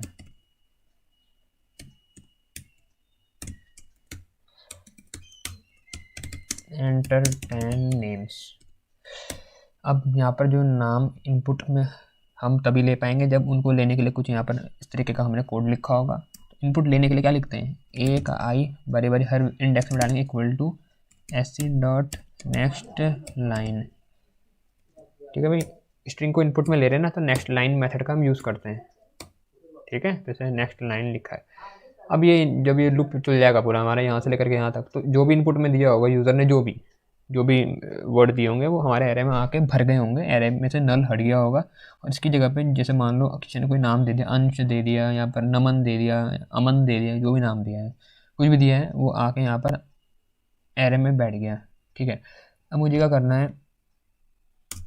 है भाई, अब नाम आ गया, उसके बाद मुझे क्या करना है, इसमें लीनियर सर्च लगानी है। लेकिन लीनियर सर्च लगाने से पहले क्वेश्चन में बोला था check for the existence of given name in an array using linear search. एक तुम्हें नाम दिया रहेगा, वो चेक करना है कि क्या वो एरे में है या नहीं है। तो पहले नाम इनपुट में ले भी लेते हैं, जो चेक करना है। तो लिखिए एक लाइन यहाँ पर, सिस्टम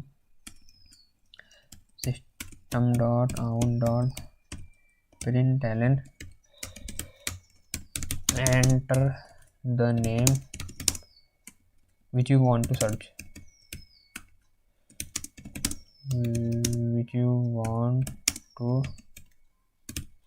ठीक है, नाम दो जिसे तुम सर्च करना चाहते हो। तो नाम देगा यूज़र, तो नाम लेंगे हम, string name equal to SC dot next line. ठीक है, तो यहाँ पर वो नाम उसने दे दिया इनपुट में, किस में आ गया, वो नेम नाम के वेरिएबल में आ गया जो यूज़र सर्च करना चाहता है। अब ये तो आ गया, अब हमें देखना है कि क्या ये नाम प्रेजेंट है हमारे एरे में या नहीं है। तो उसके लिए लूप लगेगा फिर से, फॉर स्टार्टिंग से एंड तक चेक करेंगे, इंट आई इक्वल टू 0। देखो मैंने एक लीनियर सर्च में वीडियो बनाई थी पिछले साल के स्पेसिफिक पेपर का, जो पहला क्वेश्चन था उस पर, तो उसको भी आई बटन पे लगा दूंगा, देख लेना, क्या पता उस टाइप की आ जाए लीनियर सर्च। ठीक है, तो उसको भी देख लेना, इसको तो देख ही रहे हो। ठीक है, तो उसको भी प्रैक्टिस कर लेना। तो स्टार्टिंग से एंड तक चलेंगे, i equal to 0, i less than 10 और आई प्लस प्लस। क्या होगा इसमें, चेक करेंगे इफ़ अगर, देखो यहाँ पर देखो जरा ध्यान से देखना क्या करेंगे। अब जैसे एरे है मेरा ये, मतलब जो यहाँ पर है, हम चेक क्या करेंगे, इफ़, अब यहाँ से स्टार्टिंग से एंड तक चल रहा है ना, तो जो भी एरे होगा, जैसे कोई एरे है ना, ये कोई भी एरे है, इसमें नाम मान लो जो भी है, ये इंडेक्स यहाँ से लेकर के आखिरी क्या है, इसका 9वां इंडेक्स है। ठीक है, अब यहाँ पर जो है एरे है, जब हम यहाँ पर फॉर लूप जब लगाएंगे तो एरे की स्टार्टिंग से एंड तक चले जाएंगे। ठीक है ना, ये तो पता ही है। स्टार्टिंग से एंड तक जाएंगे तो हम चेक करेंगे कि क्या जो इसमें नाम रखा हुआ है वो नाम और जो मेरे नेम नाम के वेरिएबल में है नाम वो दोनों इक्वल तो नहीं है। ठीक है, तो कंडीशन या कुछ इस प्रकार की लिखेंगे, इफ़ नेम डॉट, अब देखो इक्वल जब स्ट्रिंग में चेक करते हैं ना तो डबल इक्वल टू का यूज़ नहीं करते, ये डबल इक्वल टू का यूज़ होता है लेकिन ये चेक ये इस काम में यूज़ नहीं करते हम कि अगर हमें दोनों की वैल्यू चेक करनी है तो स्ट्रिंग में इसका यूज़ मत करना है। इसका हम नंबर चेक करने के लिए भले ही करते हैं लेकिन स्ट्रिंग में मेथड है एक, क्या, इक्वल्स मेथड है। ठीक है, तो इफ़ नेम डॉट, अब एक और चीज़ यहाँ देखो, हमें चेक करना था कि क्या जो नाम यहाँ पर है नेम नाम के वेरिएबल में, फॉर एग्जांपल नेम में किसने इनपुट में दिया है अंश दे दिया यूज़र ने। ठीक है, लेकिन एरे में मेरे यहाँ पर है अंश पूरा कैपिटल में। मुझे चेक करना है कि क्या ये अंश और ये अंश यहाँ पर प्रेजेंट है। तो मैं जब लूप लगाऊंगा तो देखो लूप स्टार्टिंग से एंड तक चल जाएगा, मतलब हर एक इंडेक्स में हम आएंगे इसमें बारी बारी चेक करने की क्या इसकी वैल्यू और जो इंडेक्स में रखी हुई वैल्यू है वो सेम है या नहीं है। ठीक है, मान लो यहाँ पर नमन है, यहाँ पर रमन है और यहाँ पर कुछ भी नहीं है, नाम तनिष्क है। ठीक है, तो अब मेरे को चेक करना है तो अंश पहले यहाँ नमन के साथ चेक होगा, फिर अंश यहाँ पर इस अंश के साथ चेक होगा। लेकिन एक चीज़ यहाँ देखो, ये अंश है जो इसमें ए कैपिटल है बाकी स्मॉल में है, यहाँ पर पूरा कैपिटल में है। तो इसके लिए एक मेथड है जैसे मेरे को चेक करना है कि क्या ये नेम और जो ये इंडेक्स में वैल्यू है, इंडेक्स की वैल्यू कैसे पता करेंगे, पहले तो ये बताओ। एरे का नाम क्या है ए, और बारी बारी इंडेक्स में आ रहे हैं मतलब ए का आई, तो मतलब नेम और ए के आई इन दोनों के बीच में चेक करना है कि क्या ये नाम और ए का आई ये दोनों इक्वल है। ठीक है, नेम तो जो यूज़र ने दिया है चेक करने के लिए, और ए का आई मतलब बारी बारी हर इंडेक्स में आ रहे हैं एरे की, तो चेक करेंगे कि क्या नाम और हर इंडेक्स की वैल्यू इनमें मतलब ये आपस में कहीं पर सेम हो रही है, क्या नाम किसी वैल्यू से मैच कर रहा है। तो इतना तो समझ में आ रहा। और मैच करने के लिए मेथड क्या है, ये देखो एक मेथड तो ये था इक्वल्स। ठीक है, इक्वल्स मेथड होता है नेम डॉट इक्वल्स, और जो वैल्यू चेक करनी है इसके अंदर दो। लेकिन अभी सुनो, जैसे इसके अंदर मेरे को चेक करना होता तो मैं ए का आई देता, लेकिन अभी ये आंसर नहीं है। अभी सुनो, खाली इक्वल्स लिखूँ तो एक दिक्कत ये हो जाएगी, जब यहाँ पर ये अंश और ये अंश चेक होंगे तो ये इक्वल्स ना ये भी देखता है कि मतलब ये इसमें डिफरेंस करता है। अगर स्मॉल लेटर है और यहाँ पर फॉर एग्जांपल यहाँ पर देखो कैपिटल दिख रहा है ना, तो इनको अलग मान ट्रीट करता है। तो ये इस अंश को और इस अंश को ये सेम नहीं मानेगा, ये दोनों इसके लिए अलग हैं। ठीक है, तो अगर हमें ये इग्नोर करना है कि स्मॉल लेटर कैपिटल लेटर से हमें कोई फ़र्क नहीं पड़ता, तो इक्वल्स इग्नोर केस मेथड है इसके लिए। ठीक है, तो यहाँ पर हम इक्वल्स इग्नोर केस मेथड का यूज़ करेंगे, उसके अंदर देंगे ए का आई। बात समझ में आई? ठीक है, तो आ जाते हैं कोड पे। इक्वल इग्नोर केस मतलब केस को इग्नोर कर दो, अपर केस है कि लोअर केस है उससे फ़र्क नहीं पड़ता, बस लेटर सेम होने चाहिए, ये मतलब है। If name dot equals ignore case किसके साथ, देखो एक तो यहाँ पर है, एक तो नेम को किसके साथ चेक करेगा वो उसके अंदर डालो ए के आई के साथ। ठीक है, तो अगर नाम और ए का आई बिल्कुल सेम हो जाते हैं, बिल्कुल सेम मतलब उनके लेटर सेम हो जाते हैं, केस से में फ़र्क नहीं पड़ता। फॉर एग्जांपल अंश छोटा है कि बड़ा है उससे फ़र्क नहीं पड़ता, मतलब दोनों हैं तो सेम ना। तो उसके लिए क्या करेंगे हम, तो हमें क्या करना है, क्वेश्चन में क्या बोला था, हमें क्या करना है, print the position of the name. Print the position मतलब इंडेक्स प्रिंट कर दो उसका। तो इंडेक्स प्रिंट करेंगे तो उसके लिए एक वेरिएबल बना लेंगे ऊपर जिसमें इंडेक्स को स्टोर करेंगे। तो int index equal to -1। Starting में वैल्यू -1 क्यों दी इंडेक्स की, इसका कारण है। ठीक है, ये कारण मैंने ना जो लीनियर सर्च की मैंने अभी बताई थी, वीडियो बना रखी है जो पिछले स्पेसिमेन पेपर की, पिछले साल वाले की, उसमें समझा रखा बहुत डिटेल में, तो उसको देख लेना। फिर भी अभी इसके बारे में मैं आपको अभी यहाँ थोड़ा सा शॉर्ट में बता दूंगा। तो पहले देखो मैंने इंडेक्स नाम का वेरिएबल बना लिया ताकि उसमें इंडेक्स स्टोर कर लूँ। तो जब ऐसा हो जाएगा मतलब नाम और वो मतलब नाम की मैचिंग होगी किसी एलिमेंट के साथ एरे के, तो मुझे क्या करना है, तो मुझे इंडेक्स में वो इंडेक्स स्टोर करना है। तो वो इंडेक्स कहाँ मिलेगा मेरे को, तो इंडेक्स ये आई है। ठीक है भाई, आई की वैल्यू जब 0 है मतलब 0 इंडेक्स में, जब 1 है तो 1 इंडेक्स में, तो इंडेक्स कोई और नहीं वो आई होगा। ठीक है, मतलब आई में मेरे इंडेक्स की वैल्यू आ रही, या ऐसे कह लो जो आई की वैल्यू होती है वही तो हमारा इंडेक्स होता है। तो इसलिए इंडेक्स में आई की वैल्यू घुसा देंगे और लूप को बंद कर देंगे, ब्रेक कर दिया, मतलब हमें मिल गया तो हमें आगे चलाने की ज़रूरत नहीं है। ठीक है, अब यहाँ पर देखो, अब मैं तुम्हें बताऊंगा इंडेक्स को -1 क्यों लिया।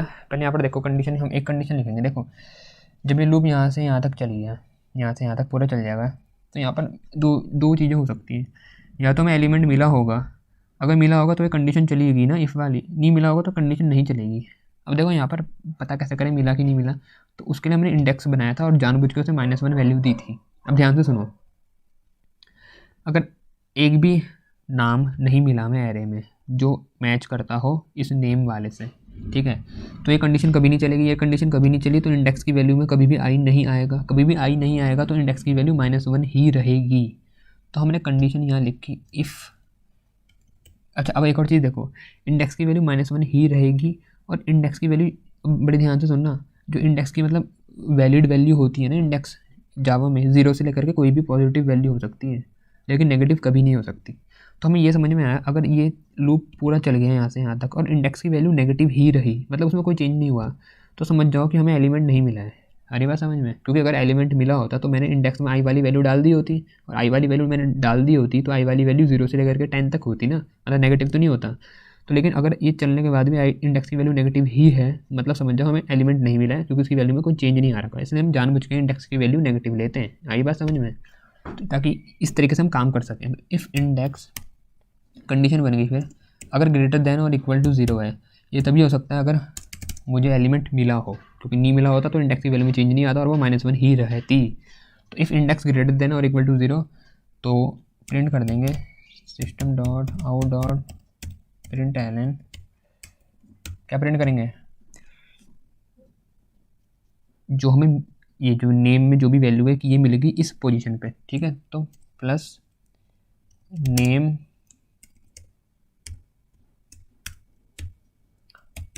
फाउंड एट इंडेक्स, कौन से इंडेक्स में मिला, प्लस इंडेक्स का नाम है इंडेक्स वाले वेरिएबल, मतलब इंडेक्स वाले वेरिएबल में हमने रखा हुआ है। अब यहाँ सुन लो, ये मैंने ऐसे क्या करा, प्लस नेम फाउंडेड इंडेक्स, देखो ये सीधा जैसे मेरे को नेम में जो भी है मेरे को ऐसे चाहिए आउटपुट, मान लो नेम में अंश है तो ऐसे लिखा है अंश फाउंड एट इंडेक्स, जो भी इंडेक्स है, तो अंश या जो भी है वो वर्ड वो नेम नाम के वेरिएबल में है, तो नेम की वैल्यू प्रिंट करनी है ना, तो इसलिए हमने प्लस नेम लिखा। तो इसलिए हम क्या करते हैं, यहाँ पर डबल इन्वर्टेड कॉमा ये मैंने बना के क्लोज कर दिए। इससे ये होगा कि जो ये है, अब देखो ये जो बाद वाली वैल्यू इसको वो स्ट्रिंग में कन्वर्ट कर देगा ऑटोमेटिकली। मतलब देखो यार, तुम ऐसा समझो, अगर तुम्हें समझ में नहीं आ रहा, जैसे मेरे को पहले कोई वैल्यू प्रिंट करवानी है ना, ये system dot out dot print Elon में, तो हम डबल इन्वर्टेड कॉमा ओपन और क्लोज करके रख देंगे, तब उसके बाद प्लस करके तुम लिखोगे तो उसकी वैल्यू प्रिंट हो जाएगी। ऐसा नहीं करोगे, सीधा प्रिंट करोगे तो तब थोड़ी प्रॉब्लम आएगी, नहीं होगा प्रिंट, एरर आएगा, ये कारण है।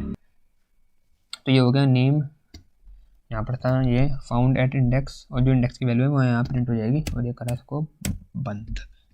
ज़रूरी नहीं है कि हमें एलिमेंट मिले, नहीं मिला होगा तो एल्स क्या लिखूँगा, system dot out dot print Elon क्या, ये not found, name not found. अब क्या कर रहे थे हम, जो ये था यहाँ तक हमारा काम, ये तो था हमारा कि भाई एलिमेंट अगर होगा हमारे एरे में प्रेजेंट, जो यूज़र ने दिया है तो वो बता देगा कि यहाँ पर प्रेजेंट है, उसका इंडेक्स प्रिंट कर देगा, नहीं होगा तो ये बता देगा कि वो प्रेजेंट नहीं है, ठीक है। मतलब यहाँ पर हमारा जो लीनियर सर्च का था कोड वो पूरा यहाँ पर हो चुका है ख़त्म, जो हमने लीनियर सर्च लगानी थी। अब उसके बाद एक और काम हमें बोला है, print the names which begin with the word SRI। अब क्या काम करना है, अब हमें वो वर्ड प्रिंट करना है जो SRI से स्टार्ट होता है, तो उसके लिए फिर से फॉर लूप लगाएंगे, int i equal to 0, i starting से एंड तक, आई लेस देन कहाँ तक 10 और आई प्लस प्लस, ठीक है। स्टार्टिंग से एंड तक लूप लगाया, करना क्या है इसमें, स्टार्टिंग से एंड तक एरे में जाएंगे और देखेंगे कि कौन कौन से वर्ड उसके SRI से स्टार्ट होते हैं, ठीक है। अब बात सुनो, यहाँ पर जब हम जैसे मैंने लूप चलाया है स्टार्टिंग से एंड तक, तो अब ये पता कैसे करें कि SRI से स्टार्ट होता कौन है, मतलब क्या करें, ऐसे कि लिखे गया, पहले तो कंडीशन लगेगी, ठीक है ना, इफ़ कौन, अब स्टार्टिंग से एंड तक जा रहे हैं किस्म के एरे का नाम क्या है, ए, तो ए का आई, इफ़ ए का आई मतलब उसके हर इंडेक्स वाला जो भी वैल्यू है उसमें, ठीक है, अगर उसकी स्टार्टिंग SRI से होती है ना, भाई ए के आई मतलब ए के आई में जो वैल्यू है और आई में कौन है, नाम है ना, तो वो नाम अगर किससे स्टार्ट होते हैं SRI से, तो यार SRI से स्टार्ट होते हैं, इसको कैसे चेक करें, तो देखो पहले तो थोड़ा यहाँ समझ लो ज़रा जो मैंने लिखा है, मैं बताता हूँ कैसे चेक करेंगे। लूप है हमारा, तो देखो एरे था हमारा फॉर एग्जांपल इस तरीके का, ये एरे, ठीक है, 0 1 2 और आखिरी इंडेक्स है 9। अब इसमें नाम है यहाँ पर फॉर एग्जांपल अंश है, यहाँ पर अमन है, यहाँ पर नितिन है, यहाँ पर राज है, रमेश है, ऐसे अलग अलग नाम है फॉर एग्जांपल। अब हमें क्या बोला है, हमें बोला है, देखो यहाँ पर बोला है क्या करना है हमें, ये नाम SRI से स्टार्ट होते हैं उनको प्रिंट करना है। तो भाई पहले फॉर लूप लगा रहा हूँ मैं, ठीक है, स्टार्टिंग से एंड तक जाएंगे, इसके स्टार्टिंग के इंडेक्स से लेकर एंड तक करेंगे क्या, अगर हम देखेंगे, देखो भाई ये जो कंडीशन समझो क्या लिखेंगे, इफ़ एरे का आई, एरे का आई मतलब एरे का हर इंडेक्स वाला, आई मतलब बारी एक बार यहाँ आएगा, आई की वैल्यू 0 होगी, जब फिर 1 होगा तो यहाँ पर आएंगे, फिर 2 होगा तो यहाँ आएंगे, मतलब बारी बारी हर इंडेक्स में आ रहे हैं, ए का आई लिख करके बस ये हो रहा है। इफ़ ए का आई क्या करेंगे, हमें चेक करें कि क्या इसकी स्टार्टिंग जो ए के आई में रखा हुआ है SRI से होती है नहीं होती। तो अब देखो एक चीज़ ये है, जो SRI है ना, यहाँ पर ये पूरा कैपिटल में दे रखा हमें क्वेश्चन में, ठीक है। अब हमें ये बोला है also print the names which begin with the word SRI, जो SRI से प्रिंट, अब कहीं कहीं जैसे फॉर एग्जांपल मैंने श्रीदेवी दे रखा है इनपुट में, ठीक है, श्रीदेवी, तो श्रीदेवी SRI से स्टार्ट होता है, लेकिन श्रीदेवी में ये है भाई मैंने पूरा स्मॉल में दे दिया, तो अगर मैं चेक करूँगा इस कैपिटल SRI के साथ तो ये तो प्रॉब्लम हो जाएगी, क्योंकि स्मॉल वाला SRI और कैपिटल वाला SRI ये डिफरेंट ट्रीट होते हैं, ठीक है। तो यहाँ पर बताओ मेरे को क्या कैसे चेक करूँगा इन दोनों को सेम के लिए। तो ऐसे में हम यहाँ पर क्या करें, तो यहाँ पर हम एक ये काम कर सकते हैं कि जो ये इनपुट में हमारे हैं ना वर्ड, जैसे इसमें जो भी है, इसमें जो भी है, इसमें जो भी है, इसमें जो भी है, उन सबको पहले कैपिटल कर लें, या साथ साथ कैपिटल कर लें जब हम चेक करेंगे इस SRI के साथ। तो फॉर एग्जांपल श्रीदेवी यहाँ पर स्मॉल में होता है, लेकिन जब हम चेक करेंगे तो उसको पूरा कैपिटल कर देंगे, तो ऐसा हो जाएगा श्रीदेवी,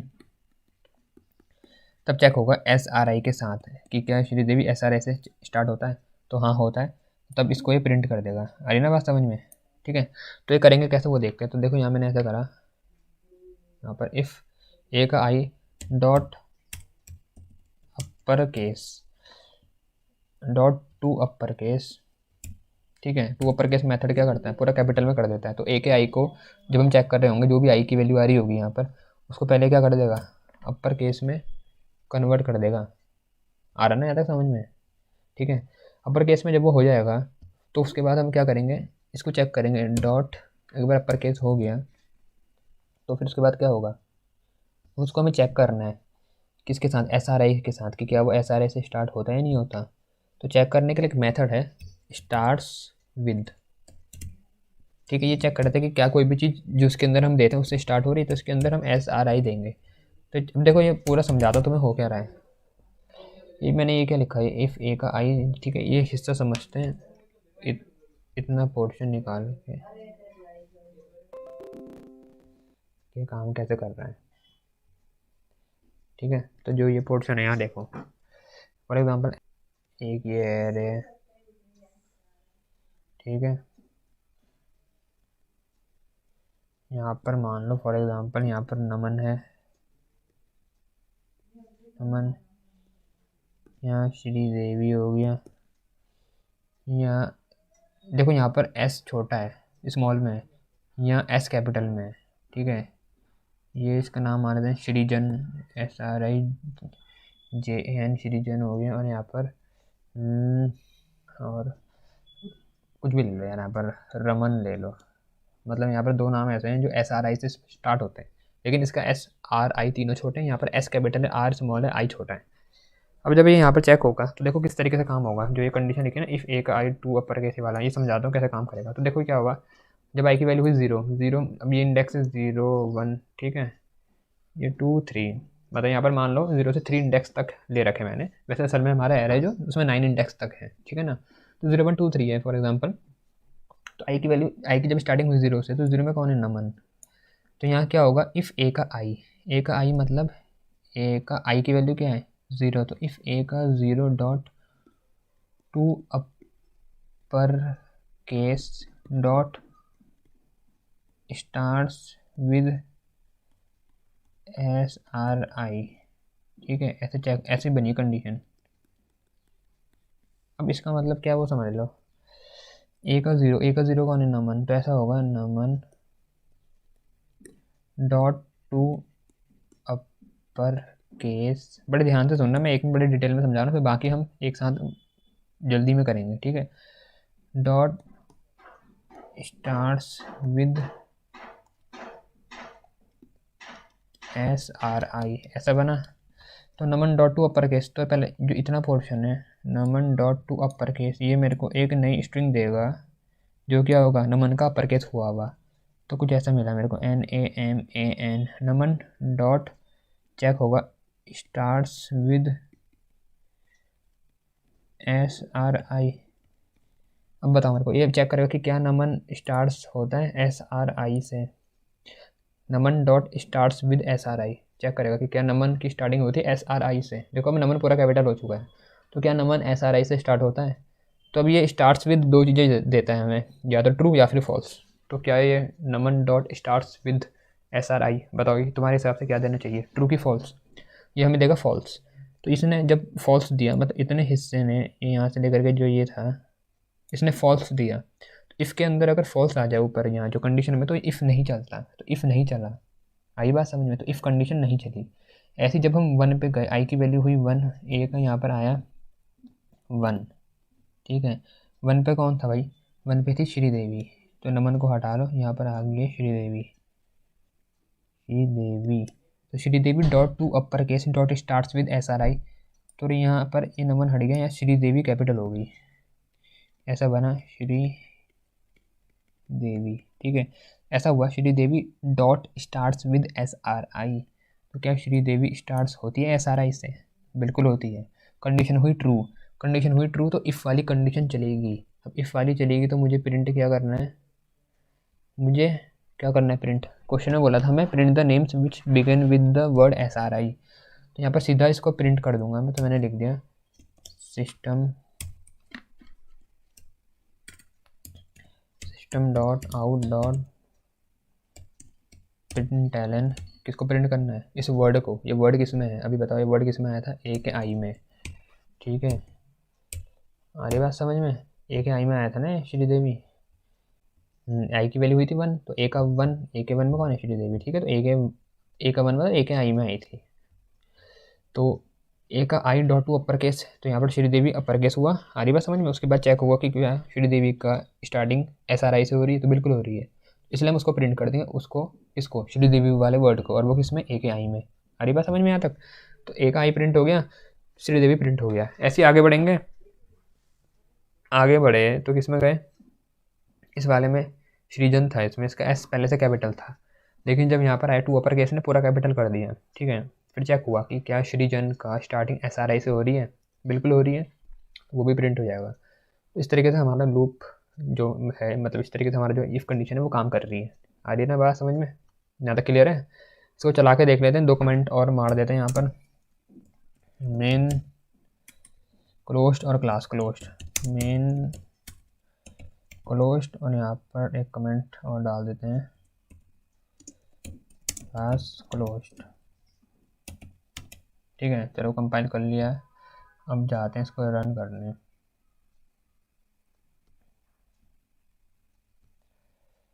बोल रहा है एंटर 10 नेम्स, तो पहला नाम दे देता हूँ श्रीदेवी, दूसरा पूरा कैपिटल ही दे देता हूँ। ये काम करता हूँ, आधा कैपिटल आधा स्मॉल दे दिया, ऐसी रमन दे दिया, ऐसी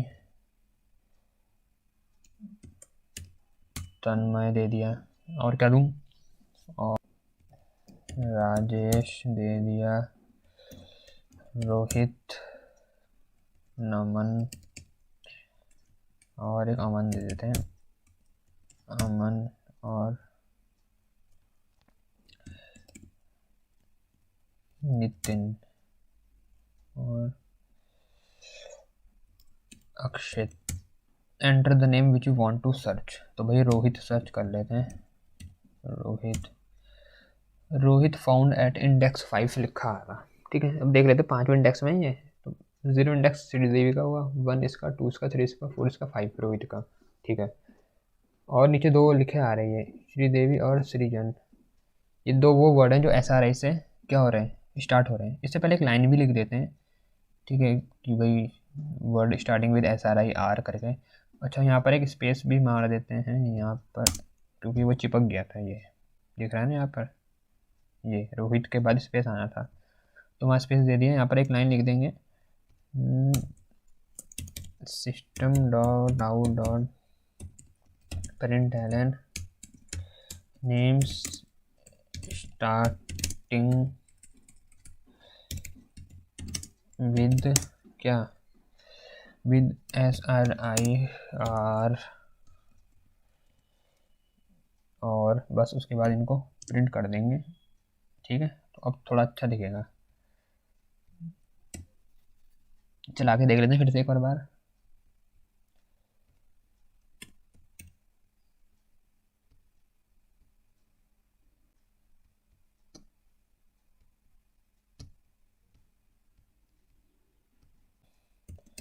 रमन राज चलो जो भी हो गया नाम, और Sridevi,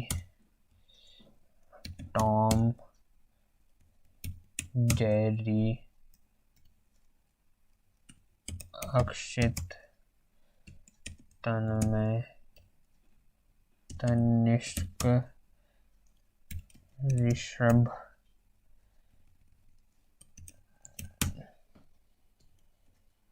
Rahul, enter the name which you want to search. तो भाई इस बार राहुल को सर्च करेंगे हम। अच्छा इस बार मैं कैपिटल देता हूँ, राहुल पूरा कैपिटल में। ठीक है, मतलब ऐसा दिया मैंने, लिखा रहा राहुल फाउंड एट इंडेक्स 9। देखो जबकि यहाँ राहुल स्मॉल में था, मैंने यहाँ राहुल का R कैपिटल दिया था, लेकिन दिक्कत नहीं आ रही कोई। क्यों? क्योंकि हमने इग्नोर केस मेथड का यूज़ किया था। समझ में आ रहा है ना? तो उससे फ़र्क नहीं पड़ता है, बस वर्ड सेम होने चाहिए। बाकी स्मॉल और अपर केस को वो डिफरेंट नहीं ट्रीट करता है अगर हमने इग्नोर केस का यूज़ किया है। तो राहुल फाउंड एट इंडेक्स 9 तो ठीक है, और name starting with SRIR, Sridevi. ठीक है ना, सही चल रहा प्रोग्राम। तो ये इसका कोड है, वो देख लो, ये है इसका कोड। और देखो कहीं कमेंट डाल लेना, जैसे यहाँ पर डालना चाहो तो यहाँ पर डाल देना कि taking input from user, taking input from user, यहाँ पर हो गया। ये क्या है नीचे यहाँ पर, यहाँ से हमारा है लॉजिक फॉर इम्प्लीमेंटिंग क्या, लीनियर सर्च। ठीक है, logic for implementing linear search, ये हो गया। ऐसे यहाँ पर क्या है, printing names which starting with letter SRI। ठीक है, लॉजिक फॉर प्रिंटिंग नेम्स यहाँ पर लिख सकते हो। ये सब ना कमेंट बाद में लिखा करो जब टाइम बच जाता है। ठीक है, पहले अपना कोड बनाना, ऐसा नहीं कि कमेंट लिखने बैठ गए वहाँ क्वेश्चन छोड़ दिए उस चक्कर में, ऐसा मत करना। ठीक है, लॉजिक फॉर प्रिंटिंग क्या, names which starts with SRI। ठीक है, हो गया। तो ये था प्रोग्राम, मुझे उम्मीद है समझ में आ चुका होगा। इसमें बोला है एक स्ट्रिंग में तुम्हें कैरेक्टर सर्च करना है। ठीक है, अभी तक हम जो करते आ रहे थे, हम इंटीजर वाला एक एरे लेते थे, उसमें एक इंटीजर बोलते थे कि भाई इसको देखो है या नहीं है तो प्रिंट कर दो। नॉर्मली इतना ही होता था, ज़्यादा से ज़्यादा ये पूछ लिया जाता था कि भाई लोकेशन भी बता दो उसकी। अब यहाँ बोला है कि स्ट्रिंग में तुम्हें कैरेक्टर हम इनपुट में देंगे, उसे तुम्हें ढूंढना है कि वो कहाँ पर है। अब इतना ही नहीं, उसमें बोला है जहाँ जहाँ वो प्रेजेंट है वो सारी पोजीशन उसकी प्रिंट करो। मतलब जितनी जगह वो मेरी स्ट्रिंग में आएगा उतनी जगह, मतलब वो सारी उसकी पोजीशन मुझे प्रिंट करके डिस्प्ले करनी है। तो एक बार क्वेश्चन को समझते हैं, फिर मैं तुम्हें साथ ही साथ इसका लॉजिक समझाऊंगा और फिर कोड पे भी चलेंगे इसके। आगे बढ़ने से पहले एक रिक्वेस्ट है कि जो सब्सक्राइब वाला बटन है उस पर मुक्का मार के सब्सक्राइब कर लो, पैसे नहीं कटेंगे, फ्री होता है। ठीक है, और कमेंट करके बताने वीडियो देखने के बाद कि वीडियो कैसी लगी है। तो क्वेश्चन में बोला है write a program to enter a sentence from the keyboard. अच्छा एक प्रोग्राम बनाना है, सेंटेंस को इनपुट में लेना है, वो भी कीबोर्ड से। कितनी बड़ी बात बता दी उसने कि कीबोर्ड से इनपुट में लेना है हमें, वरना हम तो पता नहीं कहाँ से ले लेते हैं इनपुट में। Using scanner class, scanner class की मदद से। चलिए ठीक है, and search for a character in it, और कैरेक्टर को सर्च करना है और वो कैरेक्टर भी यूजर इनपुट में देगा हमें। ठीक है, बोला है print the location eight which the character is present in the string, और लोकेशन में प्रिंट करने जहाँ जहाँ हमारा कैरेक्टर प्रेजेंट है। एक इनपुट को जो उसने दे रखा है सैंपल वाला, उसको देख लेते हैं। तो बोला है एंटर सेंटेंस, फिर सेंटेंस दिया हेलो हाउ आर यू। ठीक है, फिर बोला है enter the character to be search, तो ये कैरेक्टर भी यूजर ने इनपुट में दिया। कैरेक्टर उसने दिया H, तो H जितनी जगह पर है वो प्रिंट हो गया। एक तो यहाँ फर्स्ट यहाँ पर है, अब तुम काउंट कर सकते हो। देखो अब यहाँ पर एक और चीज़ है जो तुम्हें मैंने समझानी है। अगर हम वैसे काउंट करें इंडेक्स वाइज, तो H का इंडेक्स है 0, फिर E का 1, इसका 2। इसको समझने के लिए मैंने तुम्हारे लिए यहाँ डायग्राम बना रखा है एक। ठीक है, इसको समझते हैं। देखो पहली बात जिनको नहीं पता है, स्ट्रिंग हमारी इंटरनली एरे की फॉर्म में स्टोर होती है। तो यहाँ हेलो हाउ आर यू तुम्हारा एक एरे की फॉर्म में ही स्टोर हुआ होगा, जहाँ पर हर एक करेक्टर को पर्टिकुलर इंडेक्स मिला है, स्पेस को भी अपना इंडेक्स मिलता है। एक और बात तुम्हें पता है कि इंडेक्स 0 से शुरू होते हैं, तो हमारा जो हेलो हाउ आर यू है उसका जो पहला एच है वो 0 पोजीशन पर है और दूसरा एच है वो 6 पोजीशन पर है। अब यहाँ ध्यान से सुनो, अगर क्वेश्चन में तुम्हें ये बोला रहता कि हमें इसका इंडेक्स प्रिंट करना है, कि प्रिंट द इंडेक्स जहाँ पर करेक्टर प्रेजेंट है, तो तब हमारा आउटपुट क्या आता? तब मेरा आता 0 और 6, क्योंकि इंडेक्स मेरा 0 और 6 है। लेकिन यहाँ पर बोला गया कि लोकेशन प्रिंट करो जहाँ पर करेक्टर प्रेजेंट है। तो लोकेशन बोलूँ तो हम जब लोकेशन काउंट करते हैं तो 1 से शुरू करते हैं। तो जैसे एच के लिए बोलूँगा 1, ई के लिए 2, 3, 4, 5, 6, 7, तो इसलिए उसने एच को, पहले वाला एच को 0 नहीं बोला, क्योंकि 0 उसका इंडेक्स है, पर उसकी पोजीशन क्या है तो पहली पोजीशन पे ना वो। तो पोजीशन की बात करें तो भाई पोजीशन 1 से स्टार्ट होती है, तो पहले एच की 1 हो गई, ऐसी ये दूसरे एच की होगी 7। अब यहाँ पर तुम्हें एक इनके बीच में कनेक्शन दिख रहा होगा कि जो इंडेक्स है उसमें अगर मैं 1 ऐड कर दूँ तो मेरे को पोजीशन मिल जाती है। तो कोई बहुत घबराने वाली बात नहीं है, मैं इंडेक्स से अपनी पोजीशन निकाल सकता हूँ, बस 1 ऐड करना पड़ेगा। तो ये मैं तुम्हें एक इंपॉर्टेंट बात बता रहा था जो कई बच्चे भूल जाते हैं। दूसरी बात, जब तुम क्वेश्चन पेपर में करते हो ना सॉल्व, इतना एक और चीज़ का ध्यान रखना, जैसे ये तो मैंने तुम्हें बता दिया कि लोकेशन अगर बोला गया है तो तुम मतलब पोजीशन की बात करिए या लोकेशन की बात करिए तो हम 1 से स्टार्ट करते हैं, और इंडेक्स बोला है तो वो तो 0 से होता है, तो उसके अकॉर्डिंग हम प्रिंट करेंगे। लेकिन साथ में ना तुम इनपुट और जो आउटपुट हमें दिया रहता है क्वेश्चन में उसको ज़रूर देखना। कई बार ऐसा रहता है कि भले ही तुम्हें बोल दिया हो कि उसकी लोकेशन प्रिंट करो, पर उन्होंने जो इंडेक्स है उसी के अकॉर्डिंग लोकेशन ले रखी, मतलब 0 को 0 ही प्रिंट करा है, उसको 1 नहीं करा है, तो तुम भी उसी के तरीके से चलोगे। मतलब जो तुम्हें यहाँ सैम्पल इनपुट और आउटपुट दिया है उसके अकॉर्डिंग सोचना। ऐसा नहीं कि क्वेश्चन में बोल दिया कि लोकेशन प्रिंट करनी है तो मैं 0 को 1 मान के करूंगा, ऐसे नहीं। तुमको यहाँ पर सैंपल आउटपुट और इनपुट को देखना है तब करना है, ठीक है। वो मैं तुम्हें इसलिए बता रहा हूँ कि कई बच्चे गलती कर देते तो तुम्हें नहीं करनी, क्योंकि हमें इनपुट आउटपुट सैंपल वाला इसलिए दिया रहता है ताकि जो कन्फ्यूजन है तुम उसको देख करके निकाल सको अपने मन से। यहाँ तक समझ में आ गया? फिलहाल के लिए इस क्वेश्चन में क्या करना है, मुझे इंडेक्स में 1 ऐड करना पड़ेगा जब प्रिंट करूंगा। तो ये तो था कि मैं करना क्या, और थोड़ा लॉजिक हमने देख लिया। अब इसका कोड पे आते हैं और कोड को समझते कैसे करेंगे। तो सबसे पहले एक हमें सेंटेंस इनपुट में लेना है। तो देखो, तो सबसे पहले मैंने क्लास बना रखी है, इंपोर्ट कर रखा है स्कैनर को। ये 5 जो जादुई लाइन है हमारी वो मैंने लिख रखी है। स्कैनर का ऑब्जेक्ट बना रखा, एंटर द स्ट्रिंग, और एक स्ट्रिंग को इनपुट में ले रहा हूँ एस नाम के वेरिएबल में, या एंटर द सेंटेंस लिख सकते हो तुम अकॉर्डिंगली। उसके बाद उसने क्या बोला था क्वेश्चन में, क्वेश्चन में बोला था कि enter the character to be search, ठीक है। Enter the character to be search बोला है, तो इसको यहीं से उठा के यहाँ पर लगा देंगे, ठीक है ना। System dot out dot print Elon enter the character to be search, ठीक है भाई। अब करेक्टर जो वो देगा उसे रखना पड़ेगा ना, उसके लिए करेक्टर टाइप का वेरिएबल बनाना पड़ेगा। कैर सी एच बना दिया मैंने। करेक्टर लेना है मैंने, किससे लूँगा करेक्टर? यूज़र से, ठीक है। तो स्कैनर का ऑब्जेक्ट है एस सी, उसकी मदद से लूँगा नेक्स्ट डॉट कैर एट 0। जब भी कैरेक्टर को इनपुट में लेते हैं कैर एट मेथड का यूज़ होता है, और हमेशा उसके अंदर 0 लिखोगे तुम। 0 मतलब हम एक कैरेक्टर को ले रहे हैं इनपुट में, तो उसके लिए कैर एट 0 का यूज़ करते हैं। दूसरा मैंने यहाँ एस सी डॉट नेक्स्ट लिखा है, ठीक है। तुम यहाँ नेक्स्ट भी लिख सकते हो, नेक्स्ट लाइन भी लिख सकते हो, कोई फ़र्क नहीं पड़ेगा, बात एक ही है। तो मैंने नेक्स्ट लाइन लिखूँ चाहे नेक्स्ट लिखूँ, पर उसके आगे कैर एट 0 जरूर लगाना, ठीक है। तो ये तरीका है, तुम इससे कैरेक्टर इनपुट में ले सकते हो। अब इतना होने के बाद मुझे आगे क्या करना है, कैरेक्टर तो मेरे पास आ गया। कैरेक्टर आने के बाद अब उसने बोला था क्वेश्चन में कि जो मेरे पे कैरेक्टर आया है, जो भी देगा वो, अब मुझे वो ढूंढना है कि मेरी स्ट्रिंग में वो कहाँ प्रेजेंट है, ठीक है। तो अब मेरे को अगर वो देखना है कि मेरी स्ट्रिंग में कहाँ प्रेजेंट है, तो जैसे मेरी ये फॉर एग्जांपल ये वाली स्ट्रिंग है, तो मेरे को कहाँ तक देखना होगा। जैसे मैंने यहाँ पर ये स्ट्रिंग बना रखी, ये पीछे के जो 4 खाली डब्बे हैं इनको इग्नोर करो, ठीक है ना। ये फालतू के जो पीछे यू के बाद वाले हैं इनको हटाओ, यू तक ध्यान दो। मेरी स्ट्रिंग यहाँ तक है 16 जो उसका इंडेक्स है, तो मुझे वहीं तक स्कैन करना है ना, वहीं तक देखना है।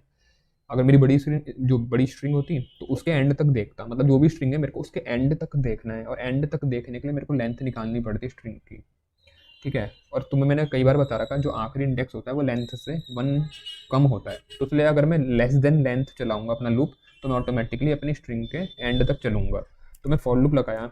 कभी भी स्ट्रिंग में तुम्हें अगर चलना है, हर कैरेक्टर पे जाना है, तो तुम्हें उसका स्टार्टिंग और एंडिंग पता होनी चाहिए। स्टार्टिंग हमेशा पता है कि भी 0 से होती है, तो वहाँ तो तुम्हें दिमाग लगाने की ज़रूरत नहीं है। स्टार्टिंग का तो नहीं सोचना, एंड का सोचोगे तो एंड कैसे पता करोगे कि कहाँ तक चलेगा? उसकी लेंथ निकालोगे, किसकी, स्ट्रिंग की। स्ट्रिंग का नाम क्या है, एस, तो एस की LENGTH लेंथ मेथड है, उसकी मदद से मैंने उसकी लेंथ निकाल दी। और आई प्लस प्लस हर बार लूप मेरा इंक्रीमेंट होता रहेगा। जो मैंने यहाँ पर एस की जो लेंथ निकाली, इससे मैंने क्या बताया तुम्हें, मेरा लूप चलेगा लेस देन, तो i less than s dot length i plus plus. अब हम एक काम देखो, एक तुम ये तरीका है, दूसरा तरीका ये हो सकता है कि तुम एस डॉट लेंथ, इसकी लेंथ को निकाल के किसी और वेरिएबल में रख लो।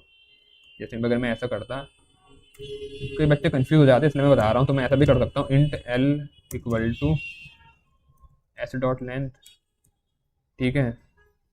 इसकी लेंथ मैंने एल में निकाल के रख रही है और यहाँ पर आई लेस देन एल लिख दिया। बात एक ही है, तुम यहाँ i less than s dot length लिखो या एस डॉट लेंथ कहीं और स्टोर कर लो किसी और वेरिएबल में और उस पर लेस देन चलाओ, बात एक ही है।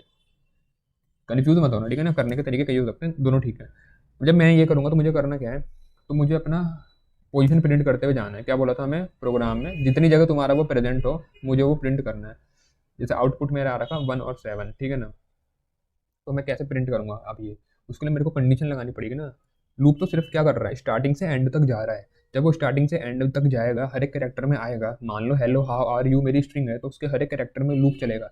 तो मुझे उस जो पर्टिकुलर कैरेक्टर है, जैसे मेरा ये है स्ट्रिंग का, ये कैरेक्टर है एच वाला, तो मेरे को इसको और जो यूज़र ने कैरेक्टर दिया उनको आपस में कंपेयर करके देखना पड़ेगा कि क्या ये सेम है।